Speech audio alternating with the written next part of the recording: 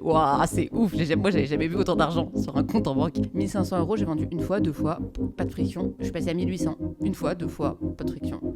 Et jusqu'à atteindre 2500 €. Et aujourd'hui, c'est un produit qui vaut 3000 €. Moi, je trouve que le business model d'OnlyFans, il est meilleur que le business model d'Instagram. Je vois des femmes que j'accompagne qui me disent, quand elles prennent la parole sur les réseaux sociaux, ça dérange mon mec. Ça dérange mon mec. Oui. Et je l'ai pas eu une fois, je l'ai pas eu deux fois, je l'ai pas eu trois fois, je l'ai eu au moins 8 fois. Bonjour à tous et bienvenue sur ce nouvel épisode des Rois du Scale. Aujourd'hui, j'ai l'honneur d'accueillir l'impératrice du Scale, Nina Ramen. Nina, allons direct dans le vif du sujet. Est-ce que tu peux te présenter ? Salut Thibaut, merci pour l'invitation, pour la deuxième fois. Oui, alors je m'appelle Nina Ramen et j'enseigne le copywriting. Copywriting avec un W qui n'a rien à voir avec le copyright. Copyright avec un R, c'est le droit de la propriété intellectuelle. Le copywriting avec un W, c'est pas à toi que je vais l'apprendre. C'est l'art de vendre avec tes mots, de créer de l'engagement, que ce soit sur les réseaux sociaux, sur des newsletters ou sur des pages de vente. C'est en gros comment tu fais cliquer des gens sur des boutons, le bouton liker, le bouton acheter. Et donc moi, mon métier, c'est d'enseigner le copywriting. Et pour ça, j'ai créé une boîte qui s'appelle La Manufacture de Nina. Et je suis donc fondatrice de cette boîte. Ok, ce que j'aime bien dans cette présentation, quand on voit les créateurs de contenu en général, c'est que y a des gens, je pense que la grande majorité, ils se présentent d'abord comme créateurs de contenu. Et en fait, ce qui est intéressant avec toi, c'est que en fait, tu te présentes plutôt comme entrepreneur, en fait. Exactement, ouais, clairement, moi je me vois comme une entrepreneuse. Et d'ailleurs, tu vois, je pense que c'est important aussi même pour ta santé mentale. Genre, toi, c'est pas ta boîte. Et d'ailleurs, c'est valable aussi pour l'argent. L'argent de ta boîte, c'est pas ton argent. Tu peux pas prendre l'argent de la boîte et, je sais pas, payer, aller à Disney avec, tu vois, c'est pas possible.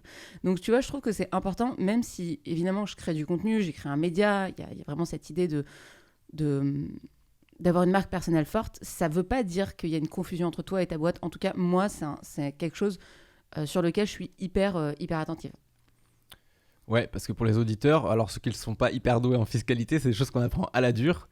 L'argent qui est dans ta boîte, que tu gagnes, ne t'appartient pas. C'est-à-dire que tu ne peux pas t'acheter des Nike avec l'argent de ta boîte tant que tu ne l'as pas fait passer par les impôts. Sinon, tu te prends un redressement fiscal et on appelle ça abus de biens sociaux. Ouais, et abus de biens social, c'est au pénal. Donc, tu as deux manières de sortir de l'argent d'une boîte. C'est ta rémunération. Donc, effectivement, là, tu payes 20-30% d'impôts. Ou soit, sinon, c'est les dividendes. Et pareil aussi, tu es imposé dessus, quoi. Oui. Mais on le rappelle, moi je suis très contente de payer des impôts et pour le coup, ça me va. Mais le truc, c'est qu'au début, quand tu te dis, tu vois l'argent qui rentre dans ton compte en banque, tu fais waouh, c'est ouf. Moi, j'avais jamais vu autant d'argent sur un compte en banque. En fait, c'est pas ton argent, quoi. Ouais, surtout qu'en fait, tu prends souvent la première douille qui est ce qu'on appelle l'impôt sur les sociétés. Donc, il est variable, je crois que c'est entre 22 et 42% en URL. Mais ce qu'on ne dit pas, c'est qu'en fait, ça s'arrête pas là. C'est qu'ensuite, tu as la REM, tu payes les impôts sur le revenu. En URL, par exemple, j'ai appris que tu payes 42% d'impôts sur les sociétés et sur ce que tu te verses en rémunération, tu payes après l'impôt sur le revenu. Et que si tu as zéro charge, tu peux payer plus de 55% d'imposition sur le tout. C'est-à-dire plus d'1 euro sur 2, quoi. Je suis pas étonnée parce que, surtout quand on fait des métiers comme les nôtres, on a beaucoup de marge sur nos produits, tu vois. Nous, quand on vend, je sais pas, une heure de coaching, tu vois, tu factures 500 €. Bon, les 500 €, en fait, t'as pas de charge dessus sur tes 500 € ou t'en as peu. Tu peux avoir... tu vois, moi, je travaille de chez moi, donc j'ai pas de bureau. Pour délivrer, clairement, cette heure, t'as pas de charge. Donc, du coup, t'as un fort bénéfice. Mais la contrepartie, c'est qu'effectivement, comme tu gagnes beaucoup d'argent, tu redonnes beaucoup d'argent. Et pour le coup, j'ai jamais été aussi contente de payer des impôts qu'il y a 3 semaines. Pour le coup, tu vois, je me suis retrouvée à l'hôpital avec mon bébé qui avait une bronchiolite. Et tu vois, j'ai toujours pensé que j'étais genre... je veux dire, le rapport entre la Sécu et moi, je pensais que c'était la Sécu qui était bénéficiaire, tu vois. Et là, aujourd'hui, je me suis dit, ah ouais, en fait, là, tout ce que j'ai donné, je l'ai récupéré fois 1000, quoi. Et donc, franchement, ça m'a vachement réconciliée avec le fait de payer des impôts. Ça, et deuxième truc, c'est aussi l'assurance chômage, en fait. Aujourd'hui, tu vois, si j'avais pas l'assurance chômage, typiquement, c'est des impôts, tu vois. Mais, et c'est des cotisations, d'ailleurs, c'est ce qui n'est pas pareil. Et moi, je me dis que j'aurais jamais pu monter ma boîte. Enfin, j'en serais clairement pas là aujourd'hui. Donc, tu vois, ces deux éléments, aujourd'hui, je me dis, bon, ok, t'as 1 euro sur deux qui partent aux impôts, mais t'as des contreparties derrière où tu te dis, waouh, en fait, probablement que j'en serais pas là aujourd'hui pour ça. Et il y a 3 semaines, vraiment, je me suis posé cette question-là, tu vois. C'est un élément de la vie où je me suis dit, ah ouais, ok, en fait, il y a ça. Alors, il y a un VC qui s'appelle Michael Jackson. Alors, pas le chanteur, le VC, tu connais? Non, je connais pas. C'est un super VC. Je Ok. pense que c'est un des plus connus en Europe. Il partage beaucoup de contenu. Contrairement au VC. Donc, un VC, pour les auditeurs, c'est investisseur en capital privé. Donc, ceux qui disent, quand vous voyez les startups qui lèvent des millions, c'est géré par des gens qu'on appelle les VC. Il a dit un truc qui était assez intéressant. Il disait la BPI est le plus grand investisseur du monde, donc la Banque publique d'investissement. Il a dit le chômage est la première arme pour les entrepreneurs français. Bah, de ouf, franchement, enfin, c'est une chance qu'on a qui est énorme en France. Enfin, et qu'on paye, hein, tu vois, enfin, tu vois, le chômage, c'est quelque chose pour lequel tu cotises, tu vois, quand tu es salarié, quoi. Donc, tu vois, c'est pas un truc dont tu profites gratuitement, c'est quelque chose pour lequel tu as cotisé. Mais pour le coup, ouais, en termes d'armes entrepreneuriales, c'est juste dingue, en fait. Même si, bon, bah voilà, effectivement, là, pendant les 4 premiers mois, tu as full chômage, et puis après, c'est un peu plus compliqué, quoi. Ouais. Donc, ça aide pas non plus. Mais toi, ça te force derrière, dans ta boîte, à aussi créer beaucoup de valeur pour pouvoir te payer, et pour pouvoir prendre le relais, quoi. Je reviens sur un point que tu as dit au départ. Tu as dit par exemple, tu fais 1 heure de coaching, 500 euros. C'est pas tout le monde qui prend 500 euros de l'heure de coaching, c'est ce que tu prends? Alors, j'ai donné 500 euros de l'heure parce que je sais que ça a été ta tagline, limite, on t'a associé à 500 euros de l'heure, Thibaut, pendant pas mal de temps, et je sais que c'est ce que tu factures, ou que tu facturais, je sais pas. Ah, je facture plus maintenant. Peut-être que c'est... Ouah, ça y est, le mec, il a level up. Ouais, moi, c'est ce que je facture sur différents produits. Aujourd'hui, je fais pratiquement plus de coaching individuel, donc ça, c'est vraiment une tarification qui a plus trop lieu d'être. Mais en tout cas, ouais, c'est ce que je facture en moyenne. Ouais. Pourquoi tu dis la tagline de moi à 500 euros de l'heure Mais je sais plus, j'avais vu un contenu passer avec écrit Thibaut Louis, le mec qui facture 500 euros de l'heure, genre écrit en énorme. Ça m'avait fait rire du coup. Mais c'est intéressant parce qu'en fait, pour les freelances, enfin les gens qui se facturent autant, je sais pas pourquoi, à un moment, il y avait cette grande mode du taux journalier moyen. C'est-à-dire, mais en fait, c'est très développé chez les devs. Parce qu'en fait, on va prendre les devs, on va leur dire, OK, combien ça te coûte si tu fais un jour chez nous sur place? Qui pour moi est pas la même chose que si tu fais 1 heure de coaching, où en gros, en fait, le TGM, c'est comme si c'était un peu, en fait, une journée en on avec les personnes. Et l'heure de coaching, c'est plutôt, OK, tu vas tout donner pendant 1 heure. Et j'estime en général que que la valeur délivrée à l'heure, elle est plus importante que quand tu fais la valeur délivrée au jour. Parce que tu peux pas être aussi productif pendant 8 heures que tu l'es pendant 1 heure. De toute façon, t'es jamais payé à la quantité de travail que tu fournis. Je veux dire, sinon, les gens qui cumulent 3 jobs, ils seraient milliardaires, et puis les rentiers, ils seraient SDF. Donc en fait, t'es jamais payé à la quantité de travail que tu fournis. Donc ça, c'est une première chose, et c'est une injustice, mais c'est le paradigme dans lequel on est aujourd'hui. Donc ça, c'est la première chose. La deuxième chose, c'est que effectivement, t'es payé aussi à quel point t'arrives en fait à marketer et à te faire connaître. Il y a le savoir-faire, mais il y a le faire savoir.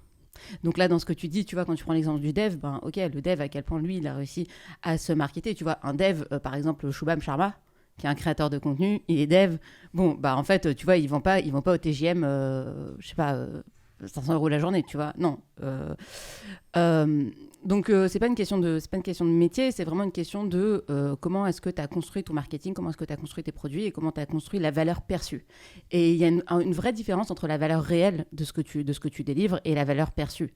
Et toi, ton enjeu quand tu fais du marketing, quand tu développes ta marque personnelle, c'est d'augmenter cette valeur perçue jusqu'au moment où en fait tu arrives à un prix qui te convient et qui convient à ton marché. Tu vois. Donc, je pense que c'est ça qu'il faut avoir en tête. Moi, je suis pour que tout le monde soit payé au maximum de ce qu'il peut, mais je pense que, clairement, il faut avoir conscience de cet enjeu de faire savoir. Alors, complètement aligné, ce tarif horaire de 500 euros de l'heure, il est quand même très rare. 500 euros de l'heure, si on considère qu'une journée de travail, c'est 8 heures, ça fait 4 000 euros la journée. Alors, je vais plutôt je vais pas parler des gens qui sont en dessous de ça, parce qu'en fait, c'est 99,9% de la population. Les seules personnes que je connais qui font plus que ça, en taux horaire, c'est soit des CEO de licorne qui se remettent conférenciers, donc des gens assez connus qui font des conférences. Ça peut être 1000, 2000, 3000 euros l'heure. Et après, c'est les anciens présidents ou les anciens ministres, où ça va de 5000 à 200 000, tu vois. Donc, tu es quand même dans le très très haut du panier, à tel point d'ailleurs que quand les gens parlent de ce taux horaire, beaucoup de gens restent suspicieux, voire peuvent accuser les gens de mensonges, tu vois.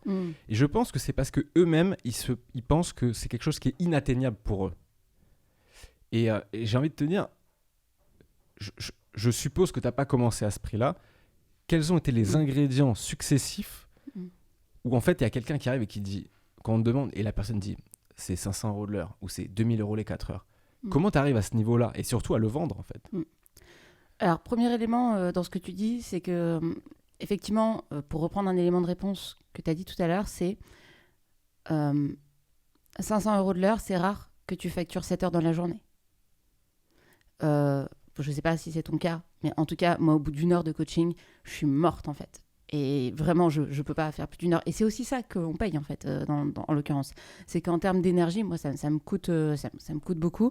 Et clairement, je peux pas faire beaucoup plus. Donc ça, c'est le premier élément. Deuxième chose, pour répondre à ta question, comment est-ce que je suis arrivée jusque-là? La première fois que j'ai vendu mon produit, moi, donc c'était 5 séances de coaching et je les ai vendues à 990 euros. 5 heures de coaching? 5 heures de coaching. Ouais, donc 200 euros de l'heure. Voilà, donc je me souviens très bien, c'était à une freelance qui était recruteuse et qui voulait développer en fait son marketing et sa vente, tu vois, augmenter son chiffre d'affaires en gros. Et elle était très forte dans son métier, dans son cœur de métier qui était le recrutement, mais elle voulait progresser sur la partie market, vente, comment tu augmentes tes prix, comment tu packages une offre, etc. Donc c'était 5 heures. Je l'ai vendue la première fois avec Amélie, elle s'appelle. Deuxième fois que je l'ai vendue, je me suis dit, ok, j'ai appris, j'ai augmenté en compétence, je suis devenue meilleure, je mérite une augmentation. Je me suis auto-attribué une augmentation, en fait. Tu t'es auto-promu. Mais ouais, c'est ça, parce qu'en fait, c'est ça qu'il faut se dire, c'est que si t'as un patron, probablement qu'en fait, si tu deviens meilleur, t'attends d'être mieux payé, tu vois, c'est normal. Et il y a aussi un moment où il faut se comporter avec soi-même comme on aimerait qu'on se comporte avec nous, tu vois. Et donc, je me suis dit, vas-y, je mérite une augmentation. Et donc, j'ai vendu pour la deuxième fois à 1200. J'ai vendu une fois 1200, deux fois 1200, je trouvais ça cool. J'ai vendu à 1500. Et en fait, j'ai pas rencontré beaucoup de friction à chaque fois que je vendais. C'était ça, en fait, mon indicateur de mesure. C'était à quel point les gens sont OK de payer facilement. 1500 euros, j'ai vendu une fois, deux fois, pas de friction. Je suis passée à 1800, une fois, deux fois, pas de friction. Et jusqu'à atteindre 2500 euros. Et aujourd'hui, c'est un produit qui vaut 3000 euros. TTC. Ouais. Parce que justement, paye la TVA. Donc, alors, pardon, t'avais fini? Non, ouais, j'ai fini. Alors, là, j'ai un ingrédient. Alors, j'aime bien ce que tu as dit, c'est se comporter avec soi-même comme on aimerait que les autres se comportent avec nous. Je pense que ça, c'est hyper important parce que Naval, il dit en anglais, Naval Ravikant, il dit « If you despise wealth, it will elude you ». Et en fait, il y a plein de ramifications, mais c'est en gros, si tu as un problème avec l'argent, tu auras toujours un problème pour facturer cher. Si tu as un problème éthique où tu penses qu'en fait, gagner beaucoup d'argent, c'est mal, l'argent va te fuir parce que tu vas avoir des difficultés à vendre cher. Donc ça, c'est le premier point. Mais j'imagine que c'est pas le seul ingrédient. Tu vois, par exemple, tu as bâti une grosse audience sur les réseaux sociaux. Sur LinkedIn, tu as 65 000 abonnés, qui est un gros canal. Tu as une newsletter, tu as bâti une communauté importante avec Ramène ta fraise qui est très engagée. Ouais. J'imagine que ça, c'est un des autres ingrédients. Bien sûr. Alors là, je te parlais vraiment du pricing, genre comment est-ce qu'on enlève cette barrière à l'augmentation du prix, tu vois. Genre, les gens, c'est sûr que si aujourd'hui tu factures 100 et que tu essaies de facturer 500, genre même émotionnellement, psychologiquement, quand tu vas te retrouver dans ton client, tu vas bafouiller et ça va être compliqué et tu vas pas réussir ta vente. Donc ça, c'est vraiment un hack de, en gros, comment t'augmenter tes prix progressivement. Et cette astuce de l'escalier, elle est assez cool parce qu'elle te permet en fait d'arriver progressivement et de voir au moment où il faut t'arrêter. Parce que si à un moment tu vois que ça devient trop difficile de vendre, là tu sais que tu peux t'arrêter et que tu es au bon prix. Donc ça, c'est la première chose. Ensuite, la deuxième chose, il y a ce que je te disais sur la valeur perçue, c'est ok, quelle est la valeur de ce que tu délivres. effectivement, là, l'heure de coaching, moi, je sais que en fait, aussi, en augmentant mon prix, j'ai aussi augmenté mes réussites. Donc, j'ai vu une personne réussir, j'ai vu 2 personnes réussir, j'ai vu 3 personnes, j'ai vu 20 personnes réussir en ayant suivi ce que je fais. Bon, en fait, à bout d'un moment, moi aussi, j'ai pris confiance dans la qualité de mon travail. Donc ça, c'est un deuxième élément, c'est la confiance que tu peux avoir en toi, que moi, j'avais pas forcément au début, ou en tout cas, au début, tu ne te rends pas forcément compte. Donc ça a été un élément objectif, comment tu mesures ta réussite et comment tu t'auto-attribues tes promotions. Et le troisième élément, effectivement, il y a cette idée de... en fait, comme je drive beaucoup de gens au travers de mes réseaux sociaux, de ma newsletter et de la communauté Ramène ta fraise, forcément, ça me donne un pourcentage de personnes qui sont prêts à payer ce prix qui est plus élevé. Parce qu'il y a à quel point les gens sont prêts à payer, mais il y a à quel point ils peuvent se le permettre, en fait. Et il y a beaucoup de gens qui ne peuvent pas se le permettre, donc c'est pour ça aussi que je donne beaucoup de contenu gratuit. Moi, 99% de mon contenu est gratuit. 99% de mon contenu est gratuit parce que les gens, ils n'achètent pas le contenu, ils achètent l'expérience. C'est pas parce que t'entends une chanson à la radio que tu vas pas acheter le single, que tu vas pas acheter l'album et que tu vas pas aller au concert. Moi, les gens, ils écoutent à la radio tout le temps gratuitement. Bon, alors plus personne n'écoute la radio, mais en gros, sur YouTube, tu peux aller écouter la chanson que tu veux. Bon, moi, c'est pareil. Mais par contre, quand ils viennent chez moi, ils ont une expérience. Et l'expérience que je délivre, ça va être le bootcamp où c'est 20 femmes. Alors, c'est que des femmes qui vont être ensemble et qui vont se challenger, etc., à publier du contenu. Ça va être le coaching 101 où là, tu as Nina, où je vais aller voir tout ce qui c'est, tout le copywriting de ta boîte. Et ça va être comment tu vas faire monter ton équipe. Par exemple, tu es CEO de ta boîte et tu veux qu'une équipe de 5 personnes publie sur LinkedIn. Par exemple, ça va être typiquement le genre de choses que je vais faire. Et j'ai mon produit en ligne, tu vois. Donc ça, tu vois, les gens, en fait, finalement, ils achètent pas le contenu, ils achètent l'expérience. Mais pour en revenir à ta question, sur la partie du prix, moi, ce qui me réconcilie avec le fait de facturer très cher, parce que j'ai quand même cette idée de vouloir aider beaucoup de gens. Je veux aider beaucoup de gens. Ce qui me réconcilie avec ça, parce que effectivement, tout le monde ne peut pas payer 500 € de l'heure, c'est le fait de produire énormément gratuitement. Et que la personne qui n'a pas les moyens soit tu as du temps, soit tu as de l'argent. Si tu as du temps, franchement, va regarder tous mes contenus, ils sont trop bien, il y a tout ce que je dis, vraiment, il y a plein de choses. Soit tu as de l'argent, et dans ces cas-là, vas-y, viens, et tu auras le programme en accéléré, et dans 1 mois, 2 mois, tu sors et t'es carré, quoi. Donc là, tu m'as donné plusieurs sources de revenus. C'était une question un peu que j'allais te poser, c'est-à-dire de ce que j'ai compris. Donc, tu fais du 101, tu m'as dit que tu n'en faisais plus trop. Tu as le bootcamp, tu as un produit en ligne, ouais. Et tu as une sorte de formation Avengers pour former les équipes à publier du contenu en ligne, c'est ça ? Ouais, exactement. C'est tes 4 sources de revenus actuelles ? Je réfléchis. Tu fais de l'influence ou pas ? Non, alors ça, c'est quelque chose que j'ai toujours refusé. C'est marrant que tu me poses cette question. C'est quelque chose que j'ai toujours refusé. Mais pour te répondre, ouais. Le coaching 101 va disparaître. Donc là, il y aura le bootcamp, donc formation en équipe. Il y aura le produit en ligne. Et il y aura probablement le produit entreprise. Genre, je viens dans ta boîte et je viens aider ton équipe. Donc ça serait vraiment les 3 produits qui resteraient.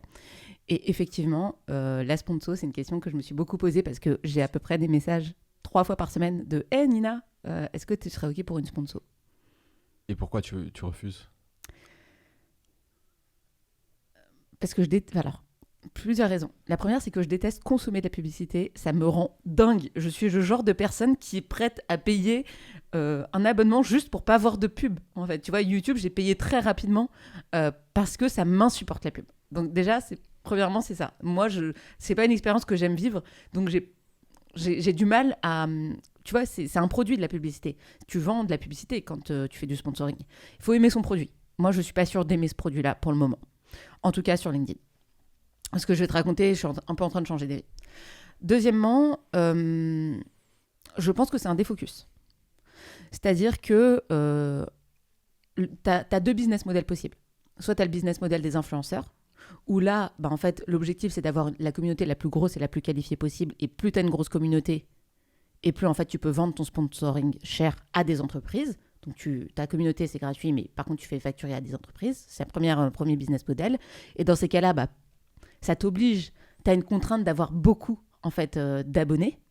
Soit, deuxième business model, tu vends à ta communauté. Le problème du premier business model, c'est que ça te force en fait. Enfin, moi j'ai peur que ça me mette une contrainte au niveau du contenu. C'est-à-dire que ça me force à faire du contenu qui soit plus mainstream pour attirer plus de gens. Parce que imagine je fais complètement du sponsoring. Bah, demain, si je veux faire le même chiffre d'affaires qu'aujourd'hui, bah, probablement que je vais devoir augmenter le nombre de personnes de ma communauté, que je vais devoir augmenter mon nombre de vues. Et ça, c'est pas des métriques que moi, sur lesquelles moi, je me sens à l'aise, en fait. Je préfère plaire à un petit nombre de personnes et beaucoup leur plaire, quitte à dire des choses qui sont clivantes, tu vois, ou des choses que les gens rejettent, tu vois. Je préfère être aimé par peu de personnes. Et le business model du sponsoring, bah, en fait, je trouve qu'il te force quelque part à avoir beaucoup de gens, en fait, enfin, d'une manière ou d'une autre, à travailler là-dessus. Alors que moi, je préfère travailler sur vendre un produit à ma communauté où je sais que bah, c'est les gens que je connais, c'est un produit qui est designé pour eux, etc. Je préfère vendre des produits que de la pub, en fait. Enfin, et je pense qu'il n'y a pas de bon business model. Moi, c'est celui que j'ai choisi, pour le coup. Mais je trouve que faire les deux et faire un peu des deux, ben, ça risque d'être un défocus. En fait, ça revient à une réflexion que je me suis faite sur la différence entre un creator first et un entrepreneur first. C'est-à-dire que il y a des personnes qui vont créer une audience et qui vont ensuite chercher tous les moyens de la monétiser, tu vois, via le nombre, enfin, tu vois, le fonds YouTube Creator, le fonds TikTok Creator, et tu vois, où tu vois parfois des Instagrammeurs qui, tu sais, ils font des stories, ils vendent des trucs, ils savent même pas ce que c'est, et les entrepreneurs first qui utilisent leur audience comme un levier vers leur business. Et aujourd'hui, je pense qu'il y a quand même beaucoup plus de creators first sur TikTok, sur YouTube, etc. Et qui sont souvent des mauvais entrepreneurs de base et qui, en fait, ont beaucoup de difficultés à créer un business et à faire levier. Et donc, je te rejoins parce qu'un jour, on en revient un peu à la question de l'identité, c'est un peu bizarre, mais un jour, j'étais dans un podcast et quelqu'un m'a dit « Oui, Thibaut, tu es créateur de contenu. » Et en fait, j'avais dit dans le podcast, j'ai dit « Non, mais je suis pas vraiment créateur de contenu, je suis créateur de contenu, mais je suis entrepreneur d'abord. » Et en fait, je pense que c'est important parce que pour nous, ça peut nous paraître évident parce qu'on pense monétisation, on pense business, etc. Mais il y a beaucoup de gens, par exemple, aux États-Unis, j'ai vu une étude aujourd'hui, 86% des moins de 20 ans, ils veulent être influenceurs, tu vois. Ah, c'est bon. Ouais. Okay. Et en fait, je me suis dit, mais tu vas être influenceur, mais pourquoi tu veux pas être entrepreneur d'abord, tu vois, avant d'être influenceur, c'est bizarre, c'est pas une... En plus, c'est précaire, influenceur. Ouais, et j'ajouterai un autre élément aussi, je suis assez d'accord avec toi. En termes de business model, moi je trouve que le business model d'OnlyFans, il est meilleur que le business model d'Instagram. Pourquoi ? Parce qu'OnlyFans, en fait, tu vois, t'aimes quelqu'un, tu lui donnes de l'argent, genre c'est... En fait, l'argent est une mesure de alors pas ton amour, mais d'à quel point les gens t'aiment ou aiment tes produits. Parce qu'ils t'aiment jamais toi, enfin pareil, tu vois, c'est pareil que faire la différence entre... ta boîte et toi, bah là c'est pareil, c'est ton image et toi. Mais en tout cas, les gens, quand ils payent un abonnement OnlyFans, c'est parce qu'ils sont OK de payer le créateur directement. Et moi, je trouve que ce business model, il est plus sain parce que, bah, en fait, tu as une histoire de proportionnalité. Si le produit que tu produis, il est génial, bah, tu as beaucoup d'argent. S'il n'est pas bien, bah, tu n'as pas beaucoup d'argent. Alors que le business model du sponsoring, bah, les intérêts sont pas alignés en fait, parce que c'est une autre boîte, c'est une tierce personne qui vient toi te donner de l'argent pour que tu diffuses un message auprès de ta communauté, tu vois. Et le rapport, l'argent, ça sert à aligner les intérêts. Et là, tu vois que, ben, en fait, le mec peut te sponsoriser très cher une newsletter que les gens vont pas aimer, alors que quand tu as cette métrique-là d'argent que tu vends directement à ta communauté, bah, tu vois bien que en fait, c'est proportionnel. Ou à tes clients, tu vois, c'est proportionnel. Tu fais un super produit, ça marche bien. Tu fais pas un bon produit, ça marche pas, en fait. Et ça te permet aussi, dans cette même logique d'entrepreneur, bah, d'avoir un retour de marché. Tu peux expliquer aux auditeurs ce que c'est OnlyFans ? Oui. Alors, OnlyFans, c'est un business model de... Alors, c'est une plateforme, c'est une app, c'est ça, sur laquelle, en gros, tu as des créateurs, enfin, sur plus ou moins de sujets, mais tu as pas mal de créateurs, tu vois, qui font des contenus sexuels, globalement, quoi, tu vois. Et en gros, l'idée, c'est que tu payes, tu veux du contenu, tu veux leur contenu, ben, tu dois payer, en fait. Mais tu vois, ce business model-là, il existe aussi sur Substack. T'as la newsletter gratuite sur Substack, mais tu veux la payante, bah, tu dois payer. C'est ça, en fait. Et c'est cette idée de, en fait, on vend pas de l'argent, enfin, on vend pas de la pub, on vend un accès au contenu. Et ça, je trouve que c'est encore plus valorisant pour le contenu concret, tu vois. C'est-à-dire qu'il y a des gens qui sont prêts à payer pour avoir une newsletter supplémentaire pour lire un de tes articles, tu vois, par mois. Et moi, je préfère ça plutôt que d'avoir quelqu'un qui va sponsoriser ma newsletter parce que je trouve que c'est pas un indicateur d'à quel point ta newsletter, elle donne envie aux gens de te lire. Je sais pas si c'était clair. C'est clair. Alors, OnlyFans, ça me fait beaucoup rire parce qu'on fait pas mal de vannes là-dessus. Ouais. Tu sais, quand quelqu'un dit « Ah, j'ouvre YouTube », et tu sais, souvent il y a des commentaires « Ah, bientôt le OnlyFans et tout ». Parce que oui, en fait, OnlyFans, pour le dire un peu plus simplement, là, je pense que 70% des contenus, c'est des gens que tu vois habillés, et OnlyFans, tu les vois tout nus.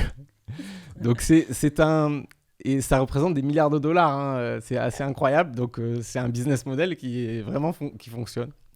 Mais tu payes pour le contenu, tu vois. Ouais. Tu payes pour le contenu. Tu payes pour... là, c'est des gens tout nus, effectivement. Donc c'est discutable. Mais tu peux payer pour avoir une newsletter supplémentaire, pour avoir un contenu supplémentaire de ce créateur. Ouais. Alors, dans mon business model de solopreneur, j'avais pensé à aller sur OnlyFans, mais apparemment, les gens m'ont dit « Non, c'est pas une bonne piste de revenus pour toi. » Écoute, faut creuser, hein. On sait pas. Ok, donc là, tu fais levier avec tes audiences vers ton business. Oui. Mais qu'est-ce que c'est tes audiences, en fait ? Sur quoi tu mets le focus actuellement ? Quelles sont les plateformes ? Alors, en ce moment, j'ai une obsession, c'est de sortir des réseaux sociaux. Ouais. Pour pas mal de raisons. La première, c'est que c'est pas robuste. Demain, moi, je suis bannie de LinkedIn. En fait, je peux pas avoir un business model qui dépend de LinkedIn. Surtout que je suis pas, tu vois, créateur managed, tu vois, genre, tu sais, dans le pool des créateurs LinkedIn et tout. Donc, je sais pas, demain, LinkedIn en a marre de moi, il me dégage. Je peux pas avoir un business model qui est basé que là-dessus. Ça, c'est la première chose. Pareil pour Instagram, pareil pour tout, en fait, les réseaux sociaux. Et donc LinkedIn, tu as 65 000 abonnés. Ouais. Tu m'as parlé d'Instagram, tu as 4 000 abonnés. Ouais, c'est ça. Ok, après j'essaie de faire monter TikTok. Là, je suis difficilement à 1005. C'est dur TikTok. Hein. Franchement, c'est super dur.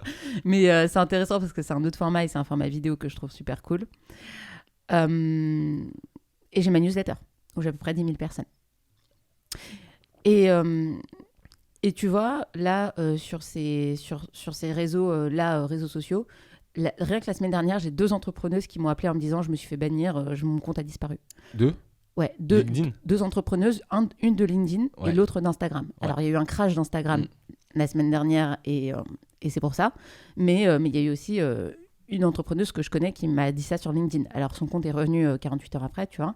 Mais il n'en reste pas moins que c'est quand même hyper paniquant si ton business model dépend de ça. Et cette fameuse entrepreneuse, je lui dis « Mais tu t'en fous, t'as une newsletter, t'as 50 000 personnes dessus, en fait. » Et donc, c'est là où tu vois l'importance d'avoir un canal, d'avoir des données qui t'appartiennent. Ouais. Quand tu es chez LinkedIn, quand tu es chez Instagram, quand tu es chez TikTok, les données, en fait, elles t'appartiennent pas. Donc, ton but sur les réseaux sociaux, c'est de sortir des réseaux sociaux. Voilà. Donc, moi, c'est mon obsession un peu. C'est clairement mon obsession. Et donc, deuxième chose, pour revenir à l'élément dont on parlait tout à l'heure, quand on parlait de sponsoring, ma newsletter, tu vois, j'y consacre pas mal de temps. Je me consacre, pour faire une bonne newsletter, je pense une journée dans la semaine, c'est quand même, c'est bien, tu vois. Et aujourd'hui, en fait, soit ta newsletter, c'est un produit, soit c'est un levier vers ton produit, tu vois. Donc, soit tu vends des newsletters, soit tu vends de la pub sur ta newsletter, soit de tes newsletters, tu t'envoies sur un produit. Et c'est ça qui est intéressant, tu vois, dans la création de contenu. Je trouve que ça synthétise bien. Ça dépend, en fait, tout ça, c'est que des outils. Ça dépend de ce que tu veux en faire. Il y a des gens qui vont vendre des pubs, des encarts publicitaires sur leur newsletter. Il y a des gens qui vont monétiser leur newsletter et dire tu veux un numéro supplémentaire, tu le payes. Et il y a des gens qui vont garder ça gratuit et qui vont se dire bon, voilà, une fois de temps en temps, je vais vendre un produit dessus. On sent là la compréhension par rapport à la newsletter, c'est que c'est assez ouf quand tu as des bons entrepreneurs créateurs, à quel point ils chérissent leur newsletter, à quel point ils te disent que c'est hyper important pour eux. Et ça revient souvent. Alors, il y a une métaphore, alors je ne sais pas si je l'ai inventée ou si je l'ai lue, c'est que les réseaux sociaux versus la newsletter, c'est la même chose que l'argent versus l'or. En fait, quand tu as de l'argent en banque, tu n'es pas propriétaire de l'argent. Tu es usufruitier de l'argent, mais si la banque croule, l'État peut assurer à peu près à 100 000 euros, et encore, les textes sont flous. Donc en fait, si la banque crache, ton argent, il n'est pas à toi. Si tu veux retirer 20 000 euros en cash demain, tu ne peux pas le faire. Donc en fait, tu n'es que usufruitier de l'argent, Et même parfois, je crois que tu peux pas faire des virements de plus de 4000 euros sans que ça soit pas indiqué à la Banque de France. Alors que l'or et bizarrement le Bitcoin, tu es propriétaire tu es propriétaire en fait si tu as l'or dans le coffre, t'en es le propriétaire ultime. Et en fait, je me suis fait la réflexion avec les réseaux sociaux et la base mail, c'est que les réseaux sociaux, tu n'es que usufruitier de ton audience. Genre, s'ils te bannissent, tu peux rien faire. Les boîtes, elles sont aux États-Unis, il n'y a pas de liberté d'expression, t'es foutu. Mais ta base mail, t'en es propriétaire. Bien sûr. Donc c'est mon obsession. Moi, c'est vraiment la newsletter. En plus, c'est quelque chose que les gens aiment dans ce que je produis, dans tout le contenu que je produis. La newsletter, moi, ça a toujours été quelque chose qui, même dans les boîtes dans lesquelles j'ai bossé, j'ai envoyé des newsletters à 30 000 personnes. Tu vois, quand j'étais à l'école du recrutement, je parlais de recrutement, j'avais lancé une newsletter quotidienne. J'envoyais un email tous les matins à 9h. Et la puissance du truc, et au-delà, tu vois, de l'intérêt business, d'avoir un asset qui t'appartient, parce que c'est un asset en fait, tu vois, d'avoir un atout qui t'appartient. Au-delà de ça, c'est la puissance de ce média qui est que tu arrives dans le téléphone, tu vois, c'est comme recevoir un SMS en fait. Tu arrives directement chez la personne. Et au-delà des considérations business, tu vois, c'est le lien que tu vas créer avec ton audience. Et quand j'avais testé cette newsletter quotidienne, tous les matins, j'envoyais un email à 9h, et ben, ça a été hyper puissant parce qu'il y a des gens qui m'ont dit « Écoute Nina, je te lis tous les matins avec mon café à 9h. » Et quand tu arrives à ce niveau de rentrer dans la vie des gens, bah, c'est là où tu as aussi tout gagné. Et c'est pas en scrollant que tu arrives à ce niveau d'intimité avec les gens. La différence pour moi, tu vois, toi, tu as l'analogie entre l'or et l'argent. Bah, j'ai une autre analogie qui est... Pour moi, LinkedIn, c'est la soirée où tu vas et tu connais personne. Tu vas croiser un pote, tu vas croiser un genre, ah, il est cool lui, ah, vas-y, trop cool et tout, machin. Mais en fait, ces gens-là, tu sais pas si tu vas les revoir. La différence avec la newsletter, c'est que la newsletter, c'est comme avoir le numéro de téléphone de la personne. Tu l'as vu en soirée, tu as pris son numéro de téléphone, ah ouais, bah, je vais pouvoir te recontacter, je vais pouvoir te donner des nouvelles, je vais pouvoir prendre de tes nouvelles, et on va pouvoir échanger et créer une vraie relation. Mais la soirée, c'est juste un prétexte pour rencontrer des gens. Donc, au-delà il y a l'intérêt business, mais pour moi, il y a aussi ce truc-là de la relation directe que tu crées, que moi, j'aime vraiment. Genre, les gens, ils me répondent. Moi, je réponds à tout le monde en newsletter. Enfin, les emails, je réponds à tous les emails, tout le temps. Et j'ai 10 000 personnes dans ma base. Je pense que c'est un conseil... je pense que c'est un conseil qui est très difficile à comprendre quand tu démarres, parce que, tu te dis, putain, le reach que j'ai sur LinkedIn, sur TikTok et tout, en fait, tu as envie de faire que du social media. Et le deuxième truc, c'est que moi, j'ai conseillé à beaucoup de gens de créer une newsletter ou un podcast le plus vite. Et ils se découragent très vite parce que c'est hyper galère de faire monter une newsletter quand même. Ouais, c'est hyper dur de faire monter une newsletter. Comment on fait monter une newsletter ? Comment Nina, elle a fait pour faire monter 10 000 abonnés ? C'est incroyable. Alors, quand tu pars d'un LinkedIn avec 40 000 ou 60 000 abonnés, c'est plus simple déjà. Donc, effectivement, là où il y a un élément de réponse, c'est que, effectivement, si tu as beaucoup de personnes sur des réseaux sociaux, tu peux plus facilement pêcher dans ce lac, en fait. Ton lac, il est plus ou moins grand, tu vois. Donc, moi, je pêche dans un grand lac. Déjà, ça, c'est la première chose. La deuxième chose, c'est qu'il faut être obsédé par ça. Moi, je suis obsédée par ça, en fait. Tu vois, limite, les likes, les commentaires, le reach que je peux avoir sur LinkedIn, la portée, c'est une chose. Mais ce qui m'intéresse vraiment, je sais que mon cœur, en fait, il est chez ma newsletter. Et dernière chose aussi, c'est que je suis dans un espace safe dans ma newsletter. C'est un espace où de gens qui me connaissent, qui m'apprécient normalement s'ils sont là, qui me suivent sur les newsletters.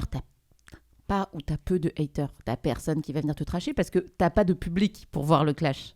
C'est comme, t'as personne pour regarder le combat de boxe, tu vois. Ouais. Donc, les gens, ils vont pas aller te tracher en newsletter, alors que sur LinkedIn, oui. Donc, tu vois, t'as aussi ce truc-là où t'es un peu protégé. Donc, il y a des inconvénients, c'est dur de faire monter une newsletter. T'as des avantages, c'est que tu peux dire beaucoup plus de choses ou être beaucoup plus toi-même. Et pour en revenir à ta question sur comment on fait monter une newsletter, faut être obsédé par ça. Moi, mes posts LinkedIn, à un moment, j'en faisais... au moins un par semaine qui est renvoyé sur ma newsletter. En fait.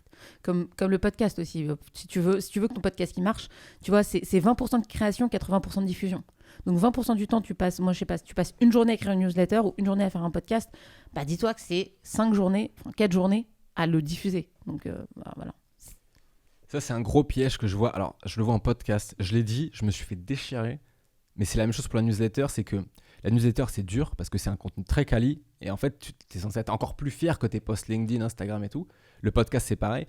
Les gens, ils foutent tellement d'énergie, tellement d'amour dans la production qu'à un moment, ils se disent le truc est ouf, ça va s'écouter tout seul. Et en fait, non. Tu as dit 20% de création, 80% de diffusion.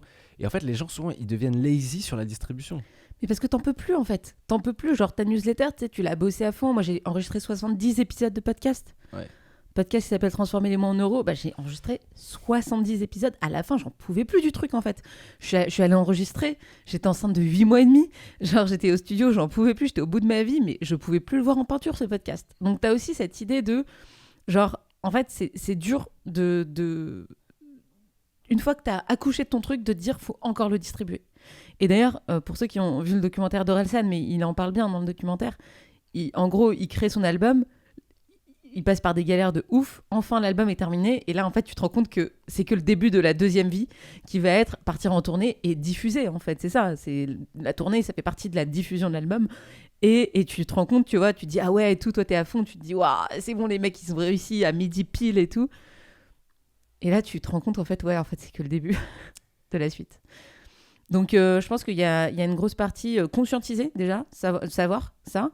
Et la deuxième chose aussi, c'est parfois créer ton contenu, le laisser reposer.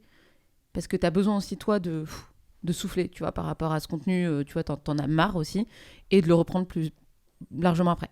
Ou troisième chose, tu peux payer des gens pour le faire pour toi.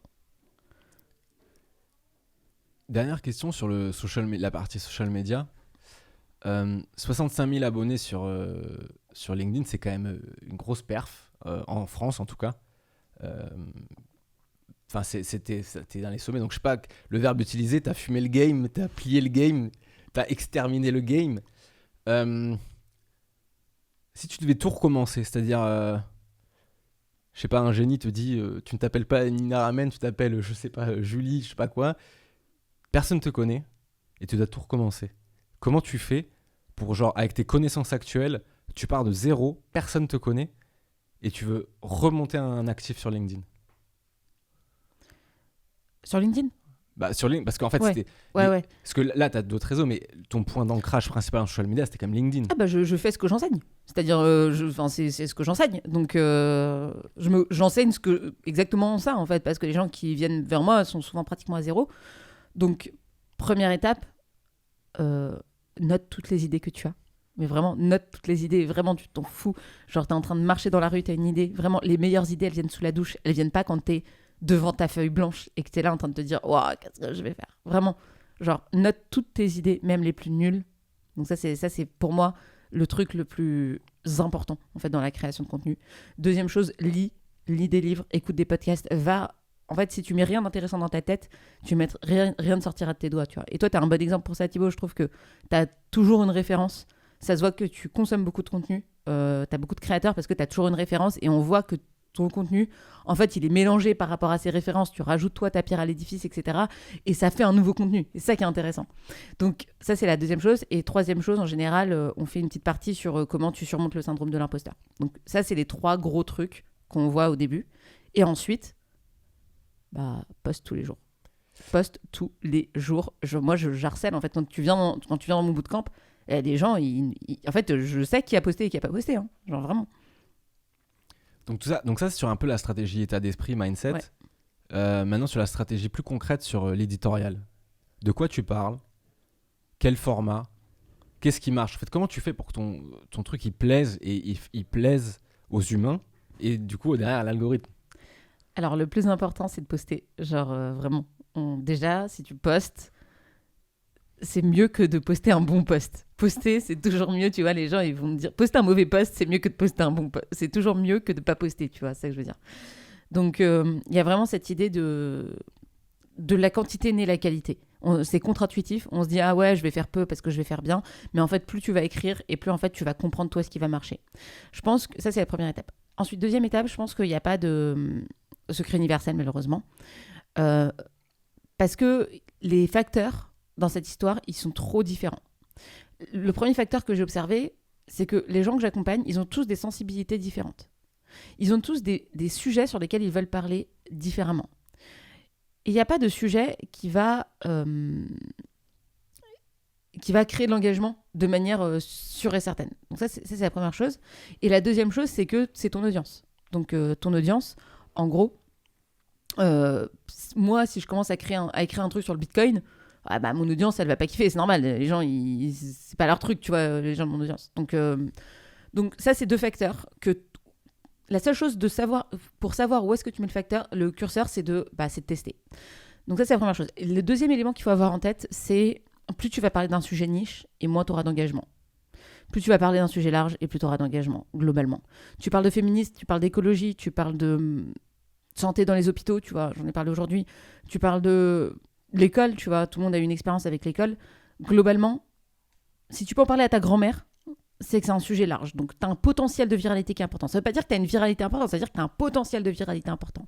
Ça veut dire que n'importe qui, Micheline dans le Vercors, elle peut comprendre, Janine à Paris, elle peut comprendre. Enfin, tu vois, tout le monde a un avis à donner sur le sujet.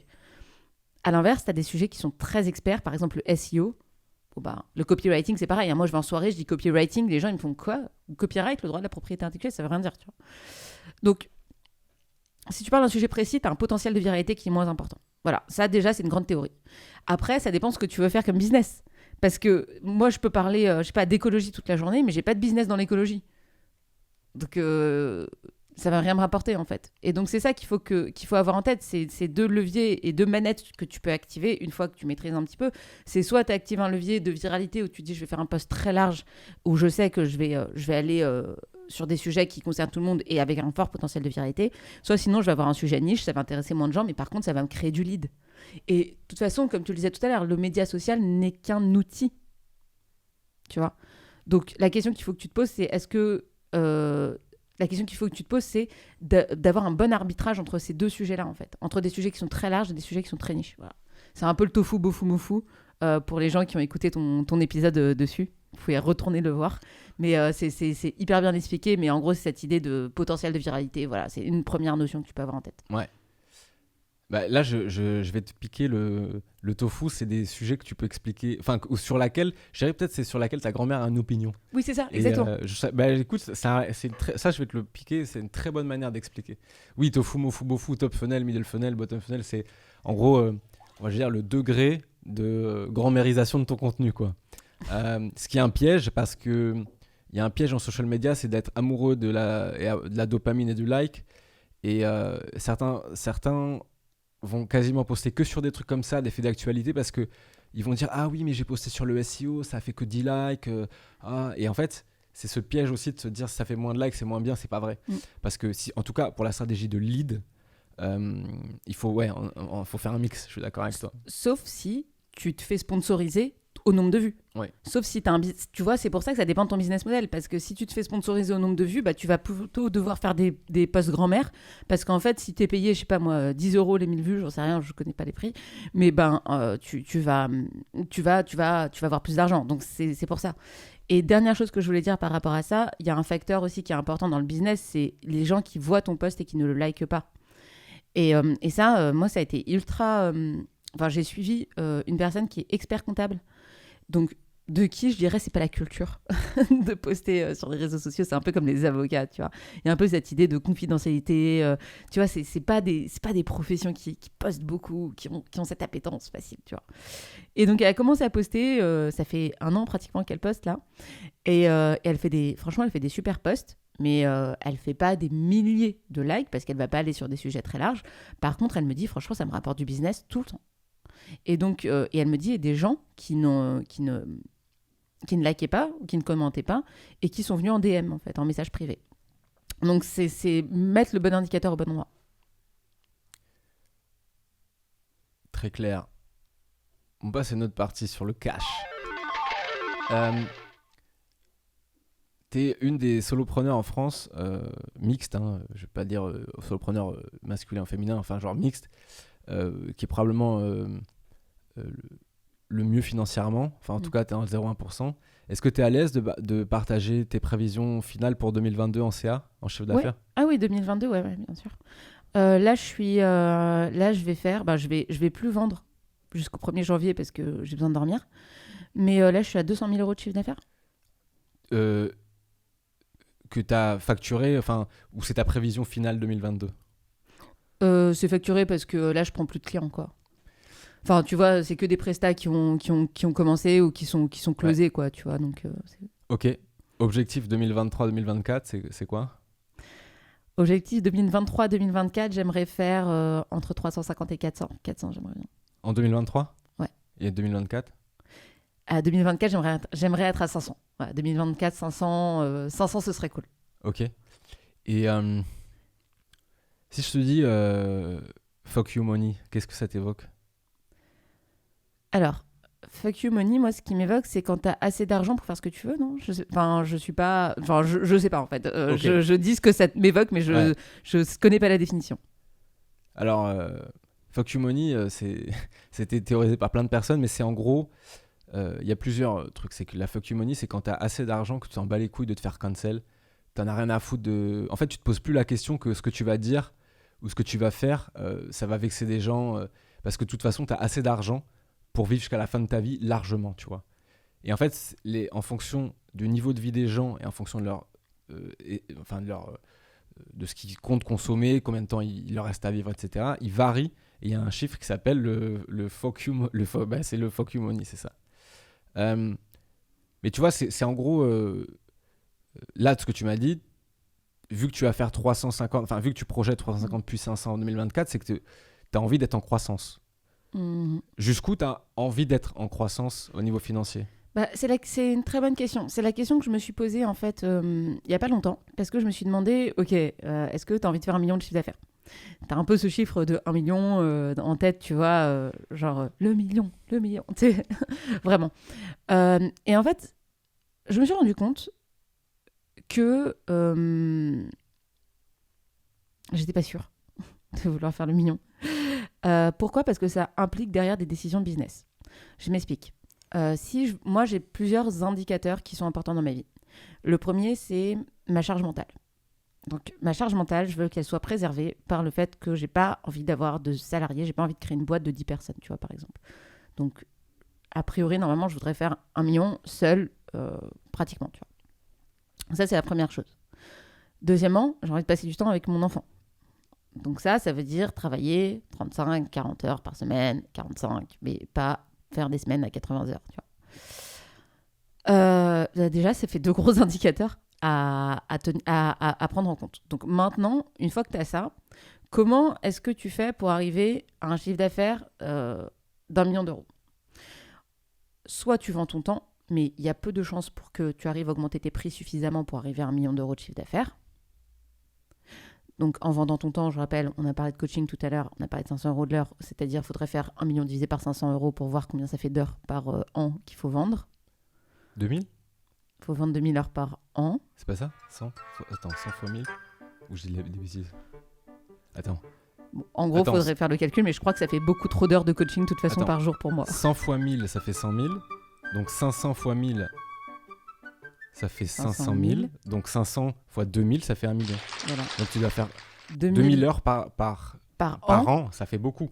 Sans prendre de vacances. Donc 2000 heures par an sans prendre de vacances. Si tu le fais sur 200 jours, imaginons. Voilà, c'est ça. Bah, ça fait 10 heures par jour. Voilà. Donc, voilà. En fait, voilà. Donc, tu vois bien que le business model, même en facturant à des prix, on en a parlé tout à l'heure, qui sont très, très élevés, en tenant compte, partant du principe que ton marché est suffisamment grand pour avoir suffisamment de gens prêts à payer ce prix-là, parce que tout le monde n'est pas prêt à payer ce prix-là, même si tu avais ça, tu pourrais pas faire 1 million d'euros. Donc, ça, c'est un premier sujet. Donc, la question, c'est de se dire comment tu scales. Comment tu passes à l'étape, comment je vends plus 1 heure, 1 euro, comment je vends 1 heure 100 euros. Ok. Un des éléments, c'est de vendre 1 heure non pas à une personne, mais 1 heure à 20, 30, 40, 50, 100 personnes. Donc ça, c'est le business model que j'ai testé, qui est le bootcamp. Le bootcamp, c'est je passe 2 mois avec 20 femmes et on voit toute leur stratégie de création de contenu. C'est un produit que j'adore. Okay, c'est un produit que j'adore, beaucoup plus que le coaching 101, tu vois, par exemple. C'est mon produit préféré, c'est le produit que les gens kiffent le plus. Donc ça, c'est la première chose. Et deuxièmement, si tu veux faire 1 million, en fait, il n'y a pas 3000 stratégies. En fait, même en faisant le bootcamp, pareil, tu peux pas faire 1 million. La vraie stratégie pour faire 1 million, il faut faire un produit scalable. C'est-à-dire qu'il faut faire un produit en ligne. C'est-à-dire, il faut une formation en ligne que tu vends, je sais pas, 2000 euros, et puis, en fait, tu vends ce produit en ligne parce que ça te coûte pas de temps homme, ou peu de temps homme. Ok ? Sauf que moi, j'ai un problème, c'est que c'est pas le produit que je préfère faire. J'ai une formation en ligne, je l'ai faite avant l'été, elle est nickel, les gens sont super contents, il y a énormément de valeur dedans, j'ai que des feedbacks positifs, c'est génial, elle se vend très bien. Mais en fait, j'ai pas aimé faire ce produit-là. Et donc, la première année de mon lancement, j'ai exploré pas mal de produits, one-on-one, coaching de groupe et coaching en ligne. Et c'est le produit que j'ai pas trop aimé faire, en fait. Parce que j'étais toute seule devant ma caméra, fallait que je scripte, et c'est pas mon kiff.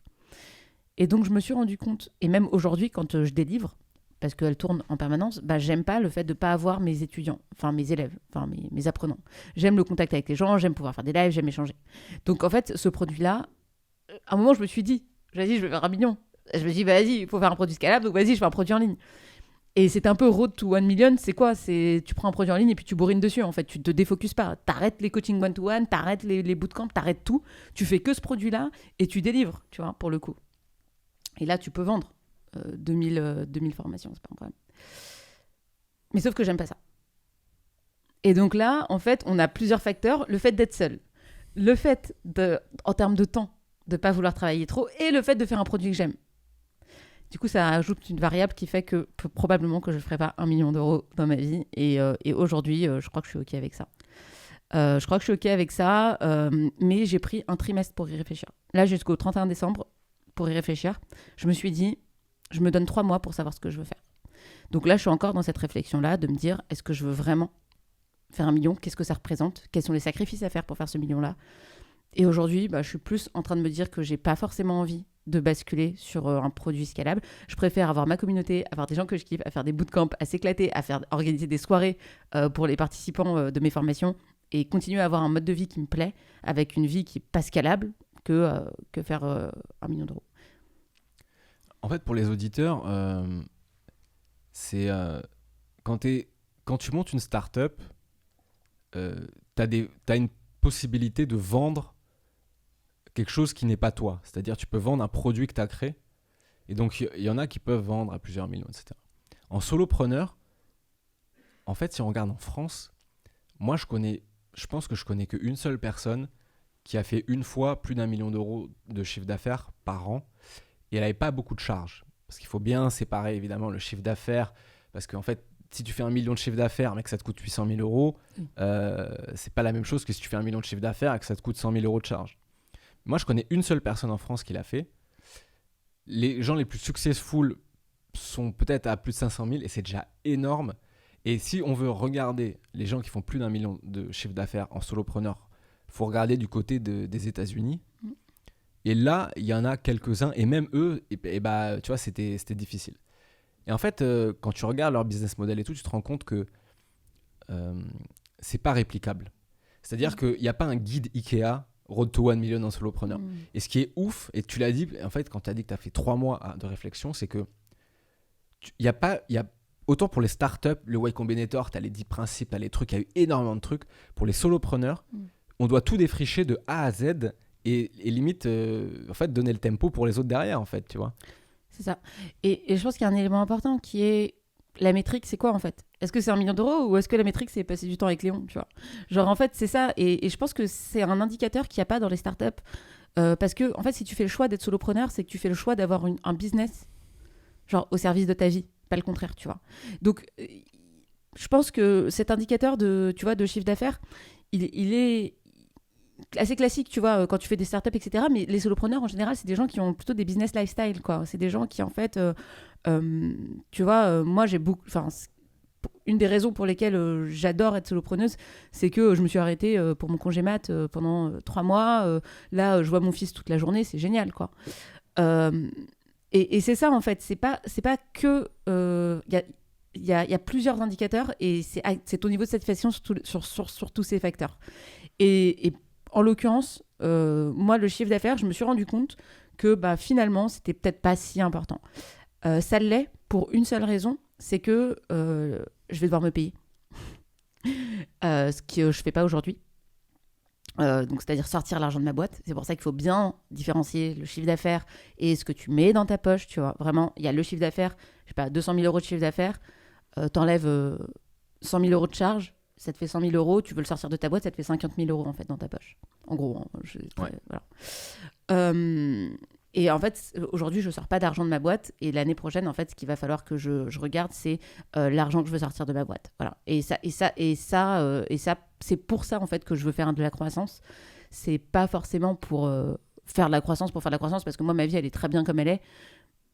Mais c'est plutôt pour me dire, OK, en fait, comment je peux gérer en termes de ce que je me reverse en salaire. Tout en pouvant réinvestir dans ta boîte. Parce que en fait, tu te verses pas tout en salaire. Tu regardes un peu d'argent pour ta boîte pour lui permettre de se développer, etc. quoi. Ouais, il y a 3 trucs pour les auditeurs qui peuvent être intéressants de montrer parce qu'en fait, quand tu fais 1 million d'euros de chiffre d'affaires, t'es loin de mettre 1 million d'euros dans ta poche. Ouais, c'est ça. La première chose, c'est que l'argent que tu mets en charge, c'est-à-dire, je le dis parce que moi je l'ai découvert un peu sur le dur. Ce que tu peux mettre en charge, c'est ce qui est considéré être une dépense liée à ton activité professionnelle. Si tu veux t'acheter un micro et que tu as un podcast, tu peux justifier de l'achat du micro. Si tu vas faire un séminaire à Tokyo et que tu arrives à justifier que ce séminaire est quelque chose qui va t'aider dans ton activité professionnelle, tu peux mettre en charge l'hôtel, la bouffe, etc. Sur ça, c'est de l'argent qui rentre, tu le dépenses et tu payes 0 en taxes. Ça, c'est la première chose. Donc, l'argent en charge. Tu veux t'acheter des Nike, tu peux pas. Ça doit pas forcément passer en REM. La deuxième chose, c'est l'argent. Si je dis pas de bêtises, c'est l'argent que tu as, mais que tu ne mets pas en charge. Et cet argent, il me semble que tu payes l'impôt sur les sociétés dessus. Ouais, c'est ça. C'est qu'en fait, alors je sais pas à quel point ça va intéresser les gens qui nous écoutent, mais moi, je sais que ça a été un sujet parce que je suis pas du tout, j'ai pas fait d'école de commerce, moi. Donc, j'ai à peu près un niveau de connaissance en finance qui est proche de 0. Ouais. Vraiment. Donc moi, j'ai pris un tableur Excel, tu vois, je faisais mes soustractions et tout. Bon, bref. Maintenant, j'ai quelqu'un qui m'aide et je la remercie. Et qui me supporte surtout. Alors, en gros, il y a cette idée, ouais, que sur l'argent que tu... Donc, moi, j'ai quand même beaucoup de charges. Enfin, ce que j'appelle des charges, c'est par exemple, je vais faire un site internet, je sais pas, je vais dépenser 3 000 euros. Bon, bah en fait, c'est ça une charge en fait. Parce que nous, on n'a pas de salaire, on n'a pas de loyer à payer qui passe sur la boîte de bureau. Donc, ce qui va être les charges, ça va être les personnes qui vont faire ton site internet, ça va être les paiements Stripe. Par exemple, si tu payes par Stripe, bah en fait, Stripe prend une commission. Donc, ça, c'est important d'en tenir compte. Voilà, toutes les choses comme ça. Et par contre, les charges, bah en fait, une fois que tu as soustrait ce que tu gagnes moins ce que tu as dépensé pour ta boîte, il te reste un paquet d'argent. Et ce paquet d'argent, tu payes plus ou moins d'impôts en fonction de combien tu en as. Si tu dépasses 35 000 euros, donc moi je suis en SASU, ça dépend de ce que tu as comme boîte, etc. Mais en gros, si tu dépasses 35 000 euros, tu payes plus de 15%, je crois que c'est 25%. En dessous de ce montant-là, tu payes 15%. Donc en fait, ça dépend vachement. Combien tu vas payer sur le reversement de tes dividendes dépend de combien tu auras en charge à la fin. Ouais. Voilà. Et moi, personnellement, je n'ai pas pour intention, tu vois, là, je réfléchis. Désolée pour ceux qui nous écoutent, peut-être qu'on parle en truc un peu technique, mais en gros, moi, je n'ai pas forcément l'intention de me verser des dividendes parce que je veux continuer de cotiser. Parce qu'en fait, quand tu te verses un salaire, sur un dividende, tu prends juste de l'argent, en fait. Sur le salaire que tu prends, bah, en fait, tu as une partie qui sont des charges sociales et donc tu cotises pour ton assurance santé, je sais pas, en gros, tu payes, c'est pas les mêmes impôts, quoi. C'est ça qu'il faut se dire. C'est pas les mêmes impôts. Ils vont pas au même endroit, quoi. En gros, c'est ça qu'il faut se dire. Donc voilà. Donc moi, j'ai plutôt cette intention de me verser un salaire et d'où l'idée de faire un peu de croissance aussi parce que faut que je me paye en fait au bout d'un moment. Ouais. Voilà. Et garder de l'argent pour continuer à la boîte de vivre et surtout pour continuer à donner du contenu gratuit.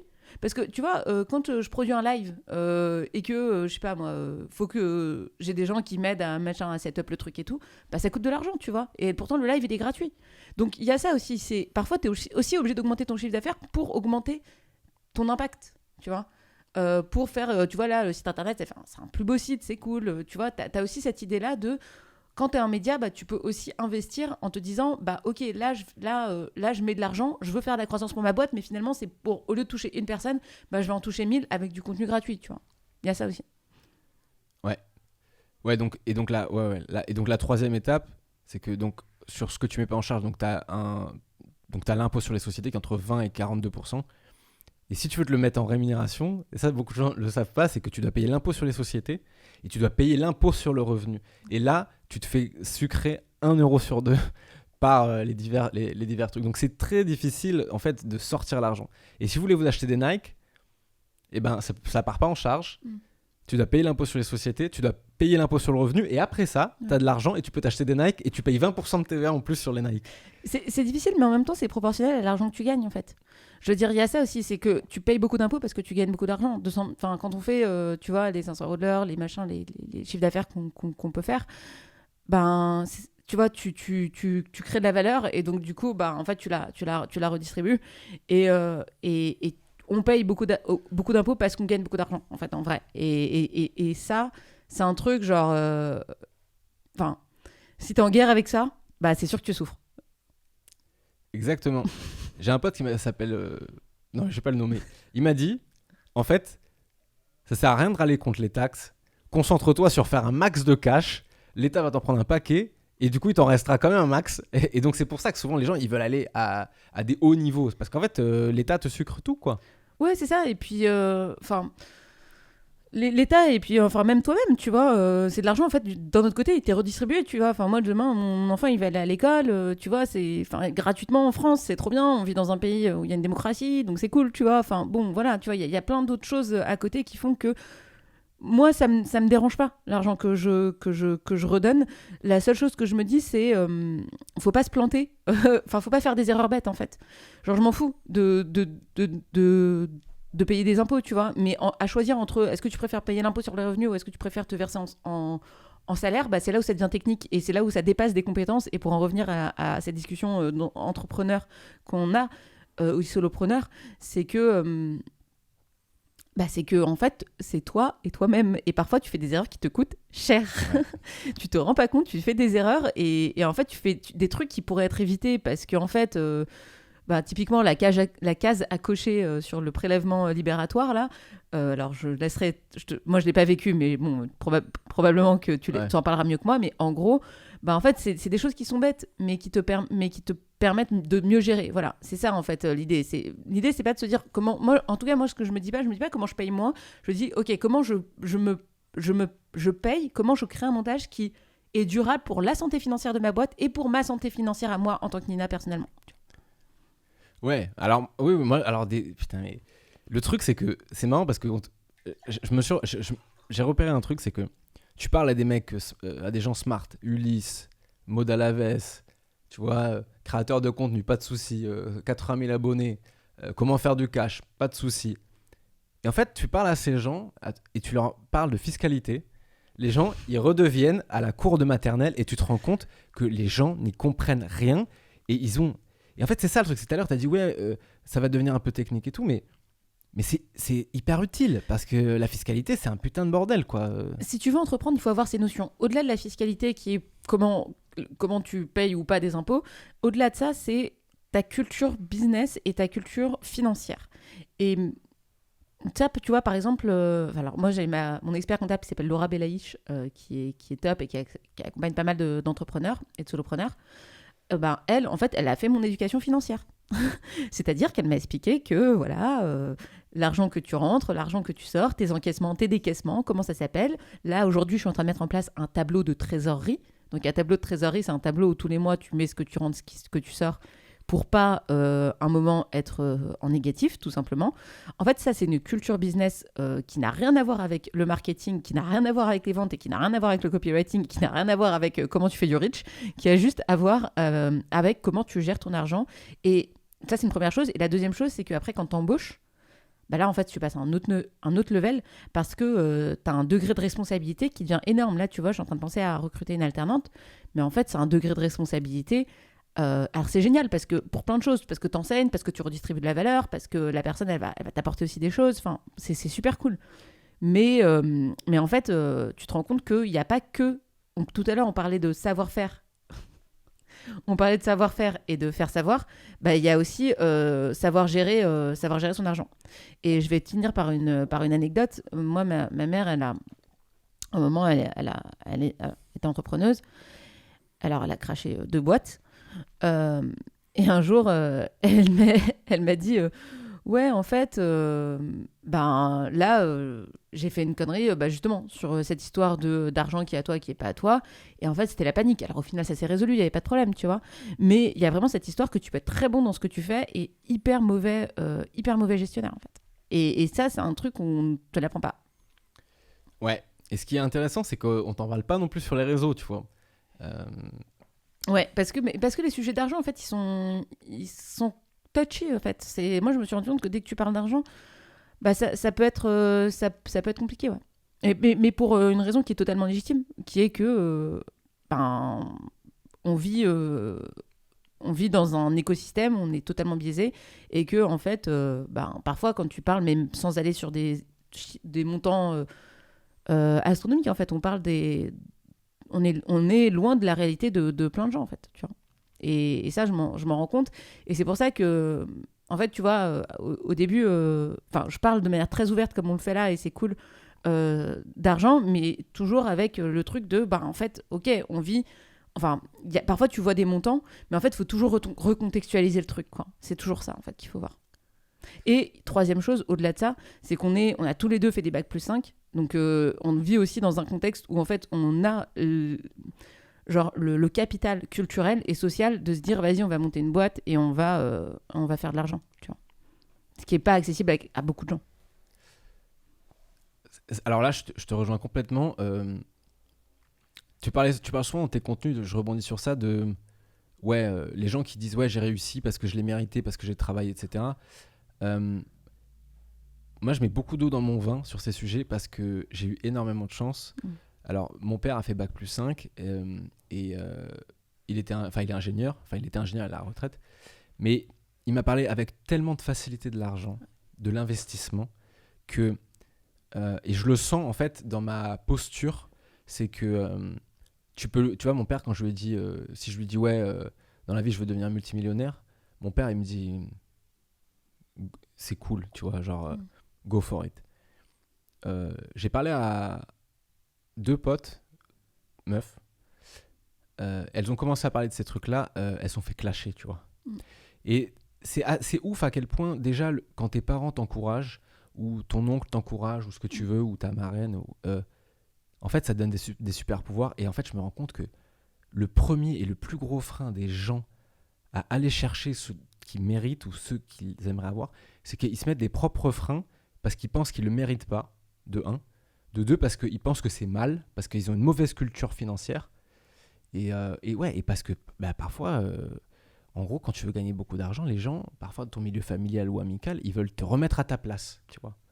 En mode, je sais pas si tu le sens ou par rapport aux gens que tu as accompagnés, ta communauté. Ou... Alors, moi, il y a un premier élément de réponse, c'est que effectivement, en fait, il y a beaucoup de gens qui disent n'importe qui peut faire de l'argent, n'importe qui peut. Aujourd'hui, Internet a diminué les barrières à l'entrée, c'est vrai. Elle a diminué les barrières à l'entrée, mais ce qu'on oublie de dire, c'est que en fait, tous les gens qui disent ça, c'est des gens qui ont des bac+5 et donc qui ont un capital éducatif et social, effectivement, comme tu le dis. Quand autour de toi, tu as des gens qui ont entrepris ou qui te parlent facilement d'argent, moi, je sais que j'ai aucune culture d'investissement, je sais pas investir. Moi, je sais faire de l'argent, mais je sais pas faire que l'argent travaille. Je sais travailler pour de l'argent, mais je sais pas que l'argent travaille pour moi. Tu vois, je suis encore à un niveau super bas sur ces sujets-là. Donc, ça, c'est le premier élément de réponse que je voulais t'apporter. C'est par rapport à ce truc-là. C'est vrai que moi, je dis souvent, en fait, il n'y a pas que...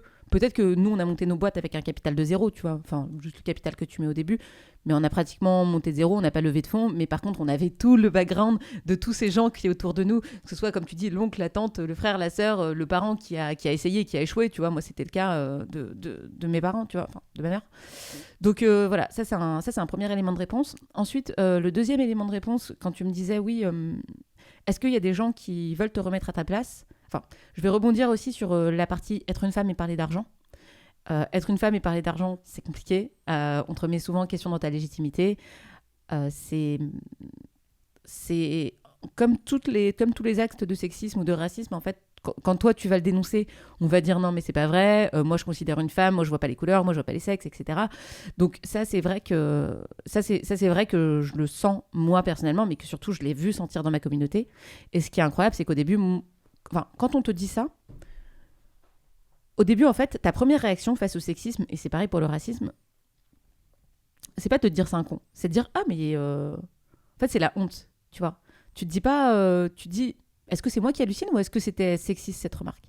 Et le nombre de femmes qui sont venues me voir ou qui sont venues dans la communauté en disant voilà ce que j'ai reçu comme remarque, les filles vous en pensez quoi? Et en fait qui ont réussi à libérer la parole et du coup à beaucoup plus se protéger. Parce que quand tu vis une expérience sexiste, c'est pas ouvertement sexiste, c'est pas que t'es une femme, t'as pas le droit de parler d'argent. C'est beaucoup plus insidieux que ça en fait. Et c'est ça qui est difficile à dénoncer et c'est ça qui est difficile à déconstruire. Donc ça, c'est une chose. Et ça, c'est l'intérêt de Ramène ta fraise, qui est un groupe non mixte, où il n'y a que des femmes qui viennent parler de ça, et chacune vient demander l'avis ou du soutien, etc. Donc ça permet, la non-mixité permet aussi de libérer la parole sur ce sujet-là. Elle crée un espace safe, tu vois, pour aller dans un espace qui est moins safe et plus hostile, c'est-à-dire un environnement où tu vas voir ce genre de commentaires. Donc ça, c'est le deuxième élément de réponse, qui est comment est-ce qu'on est une femme et qu'on parle d'argent, et comment est-ce que moi, j'ai vécu autour de moi. Et la réponse que j'ai apportée, c'est en fait, moi, j'ai créé une communauté qui permet de combattre ça, ou en tout cas de s'en sortir, de réparer, ou en tout cas de s'en sortir à peu près bien. Et le troisième élément de réponse, c'était est-ce qu'il y a des gens qui te ramènent un petit peu et qui te disent à ta condition et qui te disent non, t'es pas fait pour entreprendre ou t'es pas fait pour ça. Moi, je l'ai pas vécu parce que j'ai la chance d'avoir, encore une fois, un environnement qui est très bienveillant par rapport à ça. On m'a dit, quand j'étais enceinte et que j'allais lancer ma boîte, oui, j'ai plein de gens qui m'ont dit, oui, Nina, genre, tu devrais pas le faire, reste en CDI, fais tes 2 gamins en CDI, et puis après, tu entreprendras. Bon, voilà, tu vois, c'est le plus gros truc auquel j'étais confrontée. Mais par contre, autour de moi, je vois des femmes que j'accompagne qui me disent, quand elles prennent la parole sur les réseaux sociaux, ça dérange mon mec. Ça dérange mon mec? Oui. Et je l'ai pas eu une fois, je l'ai pas eu 2 fois, je l'ai pas eu 3 fois, je l'ai eu au moins 8 fois. Pourquoi ça dérange leur mec? Qu'est-ce qu'ils veulent? Ça les met inconfortables. Mais c'est la même chose un truc qui est beaucoup plus développé que ce qu'on pense. Des femmes me l'ont dit, c'est le problème des hommes quand leurs femmes gagnent plus qu'eux. Ouais, aussi. Là, il y a le côté aussi un peu... tu m'échappes, en fait. Tu m'échappes, t'es exposé, en fait, c'est un levier d'émancipation. Tu vois, c'est un levier d'émancipation. Quand t'as du reach sur LinkedIn, t'as la possibilité de faire de l'argent. En fait, moi, je pense que l'argent, c'est hyper important. En fait, c'est un levier d'émancipation. Pourquoi j'ai créé Ramène ta fraise? Parce que moi, je veux rendre les femmes riches. Parce que je pense que si l'argent permet, en fait, de plus dépendre d'autres personnes. Et à partir de ça, si t'as plus un mec de qui tu dépends, il faut absolument que tu sois 2 pour payer le loyer, etc., tu peux lui dire ciao, tu peux prendre tes affaires et te casser. Bon, c'est pas aussi simple que ça, mais en tout cas, déjà, ça enlève une difficulté, tu vois, déjà. Donc ça, je pense que c'est hyper important. Et tout ça pour te dire quoi? Pour te dire que ouais, j'ai eu pas mal de femmes qui m'ont dit en fait, mon mec, ça l'embête. Et elles intériorisaient beaucoup le truc, et du coup, elles se freinaient. Je sais pas, t'as pas eu ça non, pas. Sur mes amis femmes? Sur tes amis ou sur les femmes qui sont dans ton bootcamp, par exemple, ou tes clientes, tu vois. Pas trop. Ouais. Mais c'est par contre, quand j'étais en agence de pub et tout, des trucs genre... ça me gênerait que... Mais tu sais, c'est des trucs à la con, c'est la même chose que... les mecs qui disent j'aimerais pas que ma femme soit plus grande que moi, tu vois. Ouais, c'est clair. T'es là, mais tu te dis mais what the fuck en fait, genre moi c'est des trucs en fait c'est des discours, en fait je sais même pas comment tu peux le justifier. C'est-à-dire que à part faire une crise de jalousie, moi en fait si on me reproche un truc, ok, mais explique-moi logiquement pourquoi je devrais pas le faire. Aucune logique. Et ça me gêne si c'est quelque chose que je lui ai dit. C'est quelque chose que je lui ai fait, je lui dis ok, si ça t'a fait sentir mal, je suis désolé. Ouais. Mais si tu fais un truc et qu'il se sent mal parce que le problème c'est lui, le problème il est avec lui. Alors moi j'aimerais bien savoir, un mec qui va dire à une femme, enfin à sa copine, ça me gêne que tu prennes la parole sur les réseaux sociaux, c'est quoi la justification logique en fait, tu vois? La justification, c'est ça te ressemble pas, tu vois. Moi, par exemple, il y a notamment une femme dont je me rappelle que j'ai accompagnée et elle m'a dit, j'ai creusé le sujet parce que ça a été l'objet vraiment d'un coaching qu'on a fait, quoi. Elle est arrivée en me disant, écoute, je me sens pas bien et tout. Et elle me dit, en fait, mon mec me dit, en fait, dans la vie, c'est vrai que je suis plutôt introvertie et du coup, là, que je prenne la parole, que je m'expose, il trouve que ça me ressemble pas. Et, euh, et donc, c'est ça. Mais souvent, c'est des arguments qui sont avancés, qui sont un peu, tu sais, ça me dérange, en fait. Même les gens, ils arrivent pas forcément à verbaliser. Et ce qui est intéressant, c'est que la réciproque est rarement vraie. C'est-à-dire qu'en fait, c'est rare une femme qui va dire à un mec, ça me dérange que tu prennes la parole sur les réseaux sociaux, tu vois. Donc, il y a ça, et puis il y a le côté, tu t'exposes parfois ton physique. Tu vois, parfois tu peux mettre des photos de toi. Ah bah ouais, cette photo de toi, ça me dérange que tu te montres. Après, tu vas pas te montrer à poil sur LinkedIn, quoique. Mais on n'est pas sur OnlyFans, justement. Mais voilà, en tout cas, il y a cette idée-là. Et en fait, clairement, tu vois, Ramène ta fraise, le groupe, il a été créé pour apporter une réponse à ça. Pour apporter une réponse, alors, premièrement, aux haters et aux commentaires sexistes, qui est un endroit où on peut te dire, ok, en fait, on te croit. Si t'as ressenti que c'était parce que c'était une femme, enfin parce que t'étais une femme quand t'as dit ça, il y a quand même de grandes chances pour que ce soit vrai. Donc on va juste partir du principe que qu'on te croit déjà, première chose. Et ça, c'est déjà cool en fait d'avoir des gens qui te croient. Et deuxièmement, comment est-ce que... Donc ça, c'est des ennemis de l'extérieur, entre guillemets, et parfois, tu as des ennemis de l'intérieur, c'est-à-dire ton mec, ton pote, et toutes les femmes qui ont publié et qui ont reçu aussi, parce que ça peut être le mec, mais ça peut être aussi les collègues. Et moi, j'ai des femmes dans mes bootcamps qui ont publié, et c'était beaucoup les collègues qui les taclaient. Donc, collègues de travail. Collègues de travail ou managers. Parce que tu vois, j'ai pas que des entrepreneuses, j'ai aussi des salariés, tu vois. Ou managers. Mais c'est marrant, c'était souvent... Enfin, c'était 100% du temps des hommes. Donc, il y a ce truc-là. Voilà. Et en tout cas, Ramène ta fraise, c'est un espace c'est pas une finalité en soi d'être en non-mixité. Le but, c'est d'arriver à s'organiser pour affronter un monde dans lequel on vit ce genre de choses. Et d'ailleurs, tu vois, parce que on me dit souvent que... on me reproche souvent le reproche qu'on peut faire au groupe non mixte, c'est de ne pas être inclusif, justement, et de ne pas impliquer les hommes dans cette bataille. Donc, dans quelle mesure c'est de leur bataille aussi? Ça, c'est pas une question qu'on peut poser. Mais ce qui est intéressant, l'élément de réponse que je voulais te donner, c'est qu'en parallèle de ça, j'ai aussi un groupe sur LinkedIn qui s'appelle la Ligue Anti-Mascu. Et dans cette ligue, il y a des hommes que j'aime beaucoup, notamment Sébastien Garcin, Nicolas Froissart, Florent Doyen. Et alors, il y a aussi des femmes, mais c'est un groupe qui détecte les commentaires masculins et ou sexistes en l'occurrence, et qui vont en fait qui vont aller défendre en fait tous les commentaires entre guillemets masculins comme ça, parce que parfois quand tu te fais agresser comme ça sur LinkedIn, je te parle pas juste d'un contradicteur, je te parle de quelqu'un qui vraiment te fait une remarque sexiste, t'es un peu seul en fait dans la bataille. T'es un peu seul parce que soit les gens ne le voient pas, soit ils passent à côté, etc. Et donc là, c'est un groupe aussi où on va essayer un petit peu de faire des actions à notre niveau. Parce qu'en fait, sur LinkedIn, il n'y a rien qui est fait. Donc c'est ça aussi, les réseaux sociaux. C'est la contrepartie des réseaux sociaux. C'est que c'est un monde sans permission, mais tout est permis aussi. Et donc, c'est à toi d'aller un petit peu batailler pour faire un petit peu ta justice. Et donc, on a des super alliés aussi dans cette histoire-là, quoi. Mais du coup, j'ai essayé de creuser le sujet et j'ai essayé de voir ce que moi on me reprochait. Et j'ai remarqué que... Alors moi, j'ai beaucoup de haine en ligne, mais la haine en ligne ne vient pas d'une remise en cause de ma légitimité. C'est soit t'es un connard, soit ce que tu dis est intolérable, mais en fait, il y a un verbe qui est en anglais qui n'existe pas en français, qui s'appelle to belittle someone, c'est-à-dire le rapetisser et tu vois, lui donner une leçon en mode et en fait c'est un peu ça, c'est, on te caresse les cheveux, on te dit ouais, t'as rien compris ma grande, quoi, tu vois. Et ça, je l'ai vu et moi on me l'a pas fait, tu vois. Et je pense que alors je suis pas sûr que les mecs qui le font soient conscients qu'ils le fassent, mais en tout cas le comportement, je l'ai vu.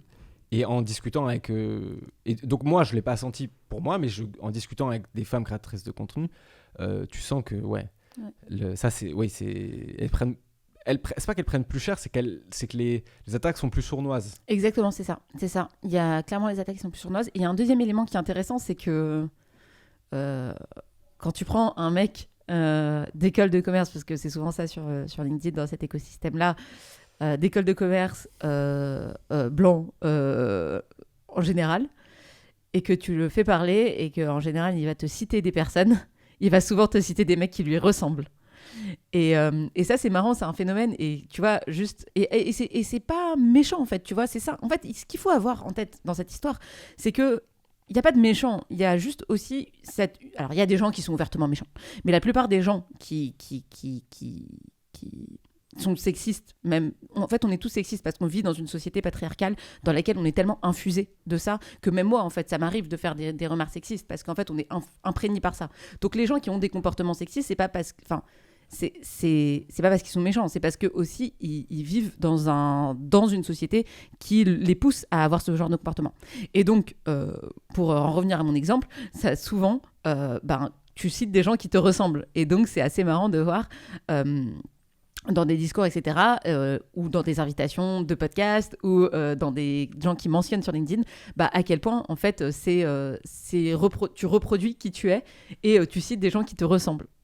Et dans ce sens-là, tu vois, en plus tu vois, on parlait des haters, enfin, on a parlé des ennemis externes, on a parlé des ennemis internes, genre les haters, les gens qui sont autour de toi, de ton contexte, tu as aussi comment en fait tu peux t'introduire dans le business et ramène ta fraise, c'est aussi ça, c'est un écosystème business, c'est-à-dire qu'en fait toutes les femmes se balancent énormément de business entre elles, tu vois. Il y a des connexions qui se sont faites qui sont juste dingues, il y en a plein qui ont fait des partenariats, elles s'apportent du business toutes entre elles, et tu as aussi cette idée de ok, comment est-ce qu'on peut arriver à être plus représenté sur LinkedIn et plus représenté dans le business évidemment. Je te propose passer à la troisième partie, dernière partie sur la question personnelle, random, qui me fait toujours le plus triper. C'est dans les podcasts business, on n'en parle pas beaucoup. C'est quoi ton plus gros défaut selon toi ? Selon moi ? Ouais. Je pense que mon plus gros défaut, c'est je suis quelqu'un d'impatiente. Et ton plus gros défaut selon les autres ? C'est que j'accorde trop facilement ma confiance. Selon les autres, en fait, moi, je suis plutôt quelqu'un qui accorde sa confiance hyper facilement. Moi, je trouve pas que ce soit un défaut, parce que c'est trop fatigant, en fait, de mettre des barrières. Moi, je préfère faire confiance à tout le monde, et puis, en fait, oui, peut-être qu'il y a une personne qui va me trahir, mais franchement, l'énergie qu'il faut pour mettre des barrières, elle est beaucoup plus importante. Donc, moi, par défaut, je fais très, très confiance, et dans le business aussi. Et donc, quand je bosse avec toi, c'est vraiment, c'est ta carte blanche. Enfin, mais les gens avec qui je bosse, mes partenaires, enfin, il y en a, ils ont le numéro de ma carte bleue. Enfin, vraiment, genre, confiance, c'est une confiance aveugle qui t'épargne aussi plein de trucs relous, c'est-à-dire de devoir, toi, payer sur le site internet avec ta carte bleue. Enfin, voilà, tu vois, en fait, il y a une friction à ça, et pas avoir confiance, c'est un coût. Et moi, je trouve que pas avoir confiance, c'est déjà dans ma vie, ça me coûte plus cher. Et puis en plus, de base, c'est vrai que je fais extrêmement facilement confiance, et les gens mes amis me disent que en fait, quand tu fais trop confiance, tu te fais avoir, etc. Alors ouais, c'est sûr que il y a des fois où je devais manager, tu vois, des prestats, et en fait, je les ai pas assez managés, que j'aurais dû faire des points toutes les semaines pour dire où est-ce que t'en es de ça, de ça, de ça, de ça. Moi, je l'ai pas fait. Bon, voilà, tu vois, c'est sûr que il y a des inconvénients, mais je trouve qu'il y a quand même vachement plus d'avantages. Donc, j'ai pas envie de changer ça. Et en plus, c'est qui je suis. Et moi, c'est vrai que je pars plutôt du principe que les gens sont plutôt bons, de base. Tu vois, genre, je pense que les gens sont plutôt bons. Après, oui, il y a des gens qui font des conneries et tout machin, mais en fait, je pense que l'humain est globalement plutôt bon. Donc, t'as pas besoin de te protéger, de mettre de barrières, de machin. Voilà. Mais il y a des gens qui ne le sont pas, mais c'est une minorité, en fait, tu vois. En tout cas, moi, c'est ma conviction. Et ta plus grande qualité, selon toi ? L'empathie. Et selon les autres ?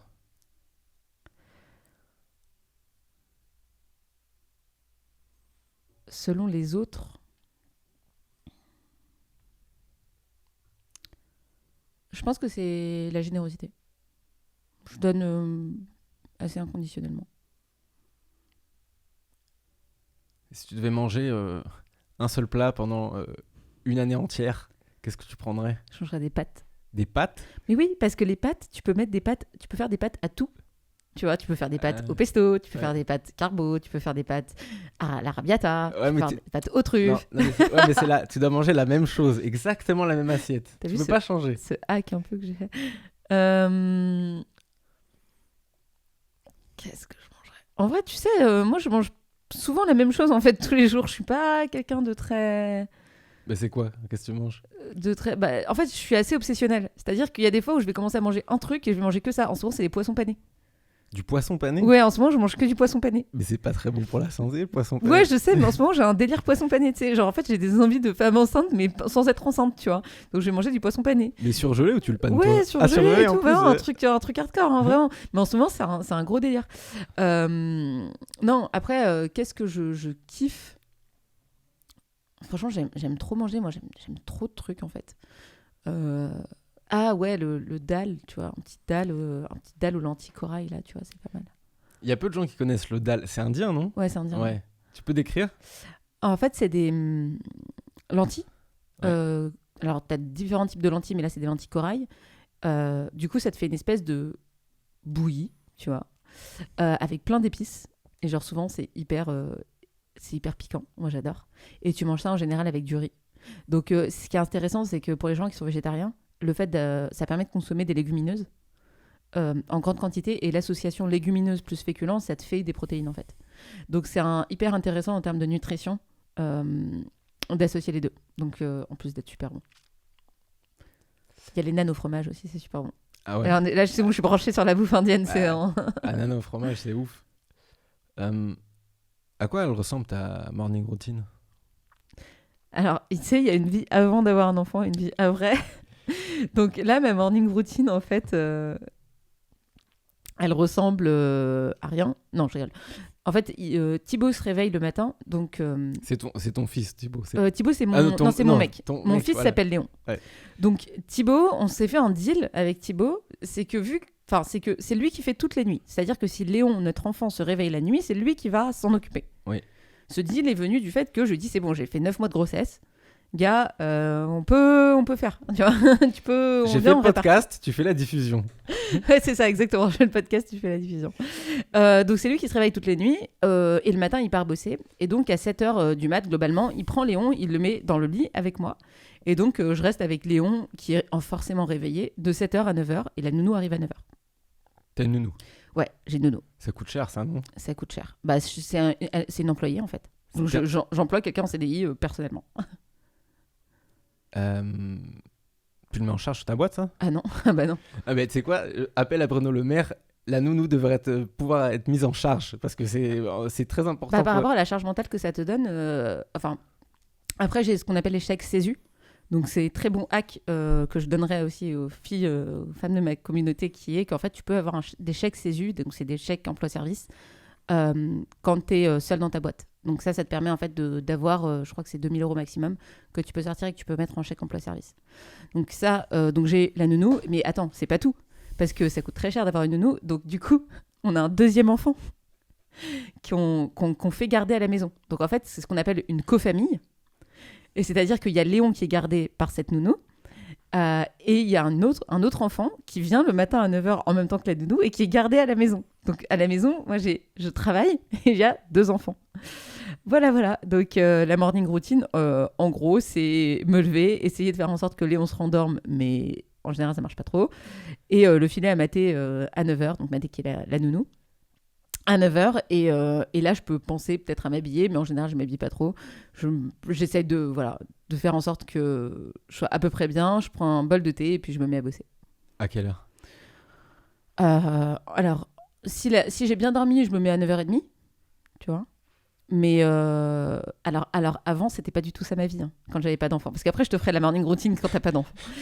Et si j'ai pas dormi, comme ce matin, par exemple, ce matin, j'ai rien fait. Je suis restée dans mon lit, là, jusqu'à venir là, j'étais dans mon lit, en train de dormir. Parce que Léon a pas dormi, blabla, donc bref, j'ai pas bossé du coup.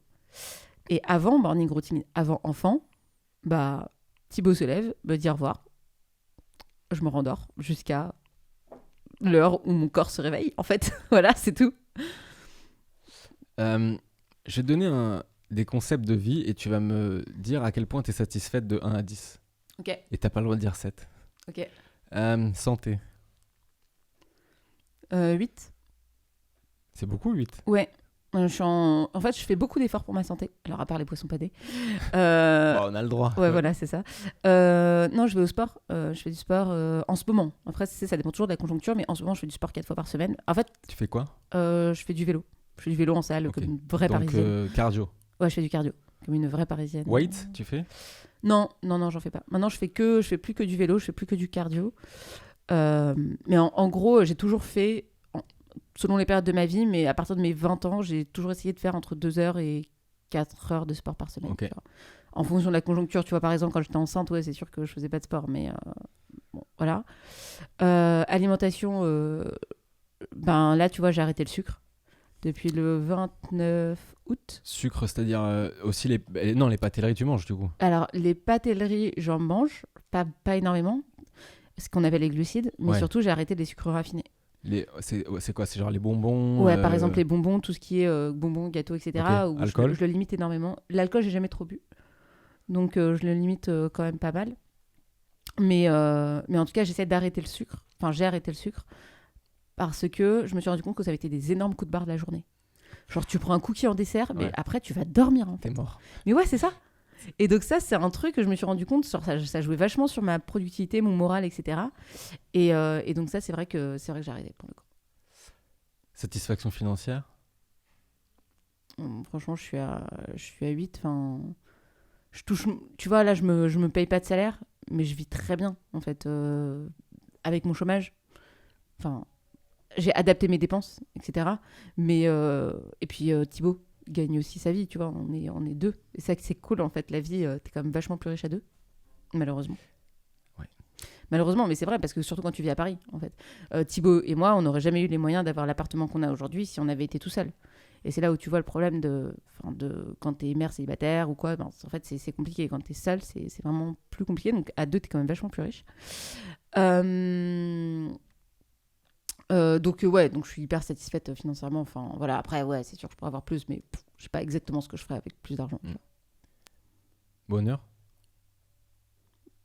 Je vais dire oui, t'as tous les trucs, c'est vrai. Bah non, mais si t'es bien dans Franchement, tes je suis pompes. hyper heureuse. Ouais. Enfin, franchement, T'es ma bien vie, dans elle tes est pompes, trop quoi. cool en Ouais. fait. Enfin, tu sais, je me lève, je fais un truc que je kiffe.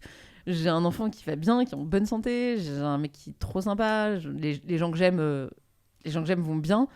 Je me lève le matin, je fais un boulot qui est cool. Enfin, je prends pas trop le métro. Franchement, j'ai un niveau de bonheur qui est à 9, quoi, vraiment. Ah, c'est passé à 9 déjà? Ouais, je suis passée à 9. Genre juste là, en me faisant le film de ma vie, je me dis ah mais c'est trop bien ma vie, elle est trop cool. Si tu devais prendre ta famille et vivre 1 an n'importe où dans le monde, mais t'as pas le droit de vivre à Paris. C'est la meilleure ville du monde. Pourquoi on peut pas aller dedans? Bah parce que c'est les podcasts, je pose les questions. Non, en fait, moi, je suis pas quelqu'un j'aime pas voyager en fait. Moi, je suis un arbre. T'arrives, tu me poses. Et en fait, je prends racine. Mon mec, il me dit ça. Il dit, je prends racine. J'ai mes habitudes, j'ai mes trucs. Et en fait, j'adore être genre, j'adore mes habitudes. En fait, je suis quelqu'un d'habitude. Je suis pas je suis pas une exploratrice. Moi, je suis quelqu'un. J'ai mes trucs, j'aime bien. Après, j'ai voyagé beaucoup dans ma vie, donc c'est cool. Je sais ce que c'est. J'ai une famille. J'ai aucun de mes deux parents qui est né en France, donc Ils sont nés où? j'ai mes deux parents qui vivent d'ailleurs même pas en Europe.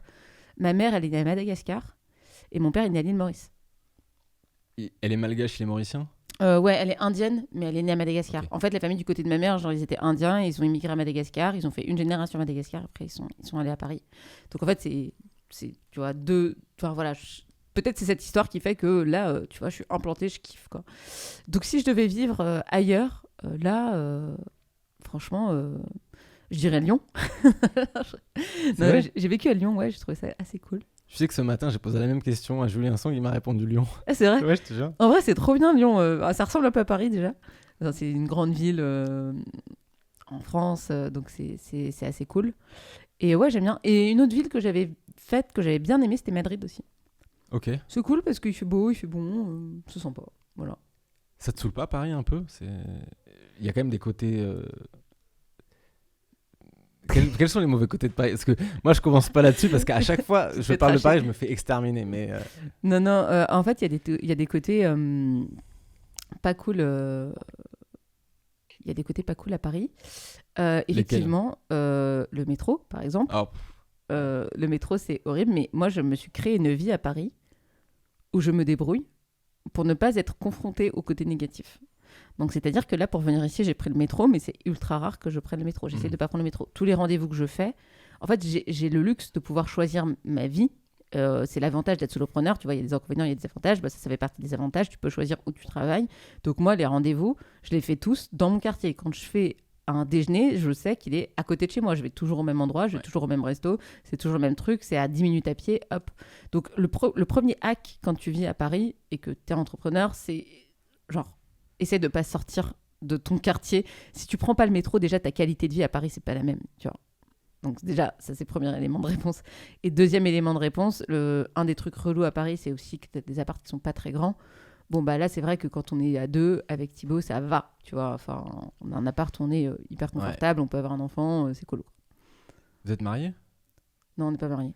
Parce que là, il y a un autre truc aussi. Alors, ça, quand j'en parle à des potes, c'est que j'ai un couple.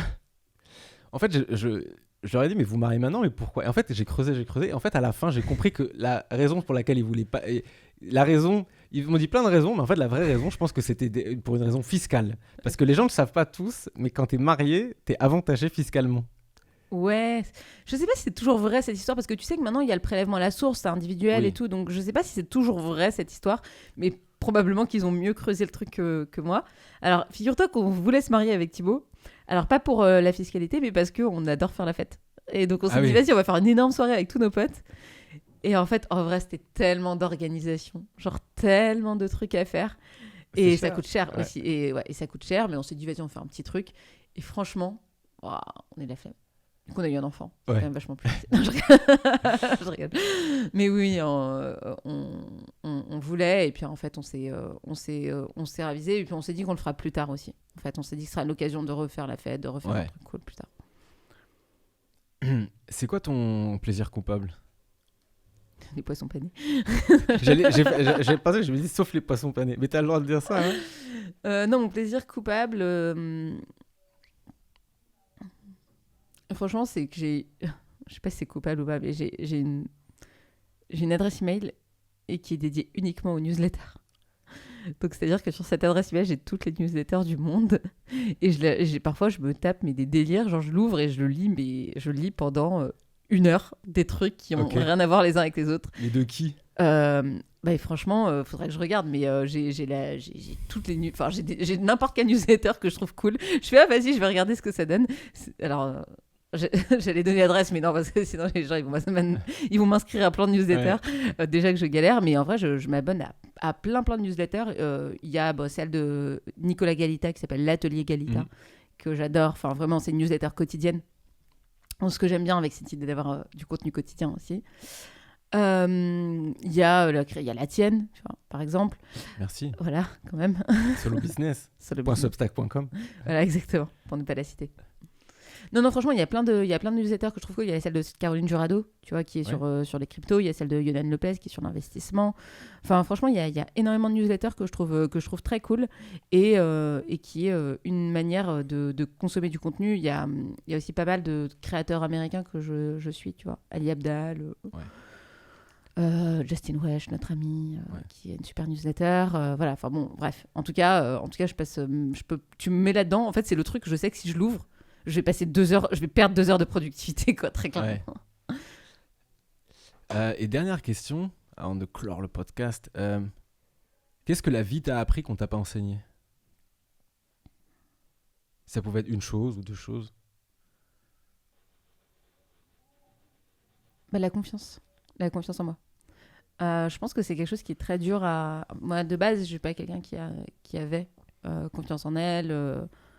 Je pense que je suis plutôt quelqu'un d'introverti. Et j'ai beaucoup travaillé là-dessus. J'ai essayé beaucoup de trouver des contenus, en fait. Comment tu deviens hyper confiant, tu sais. Comment t'arrêtes de te trouver nul. Comment t'arrêtes de te dire que tout ça, ce que tu fais, c'est pas ouf et tout. Et ça, en fait, tu peux lire un milliard de phrases inspirationnelles, tu sais, genre le genre de phrases avec des musiques derrière et tout. Mais ce que la vie m'a enseigné, c'est que en fait, c'est le fait d'accumuler de faire des petites marches, en fait. De faire des petites marches, une marche à la fois. La vie, c'est un escalier, en fait. Donc, vraiment, tu fais une marche à la fois et fais chaque marche à la fois. Et à la fin, en fait, c'est ça qui m'a permis de gagner confiance en moi, c'est d'avoir des mini-réussites. Alors, j'ai plein d'échecs, hein, bien sûr. Mais c'est d'avoir plein de mini-réussites et de dire « Ah, ça, c'est cool. Ah, ça, c'est cool. Ah, ça, c'est cool. » Tu vois. Et ça m'a appris la confiance en moi. Mais je sais pas si j'aurais pu l'enseigner. En fait, je sais pas si quelqu'un aurait pu me l'enseigner, ça. Et pourtant, mon métier, c'est d'enseigner. Donc, je pense qu'on peut enseigner à peu près tout. C'est pour ça que c'est une question qui est très difficile pour moi. Mais ça, pour le coup, je sais pas ce qu'on aurait pu me dire. Je sais pas quel aurait été le raccourci que j'aurais pu avoir pour y arriver. Bonne conclusion. Merci Nina pour le podcast. Les auditeurs, allez la suivre sur LinkedIn, Nina Ramen, sur Instagram, sur sa newsletter. Et pitié, allez la soutenir sur TikTok et allez liker ses TikTok. Ouais, j'ai une catastrophe sur TikTok, c'est super dur, mais merci. Dur. Merci en tout cas Thibaut. Merci pour l'invitation, merci pour cette conversation. Avec plaisir. Merci Nina. À très vite. Ciao.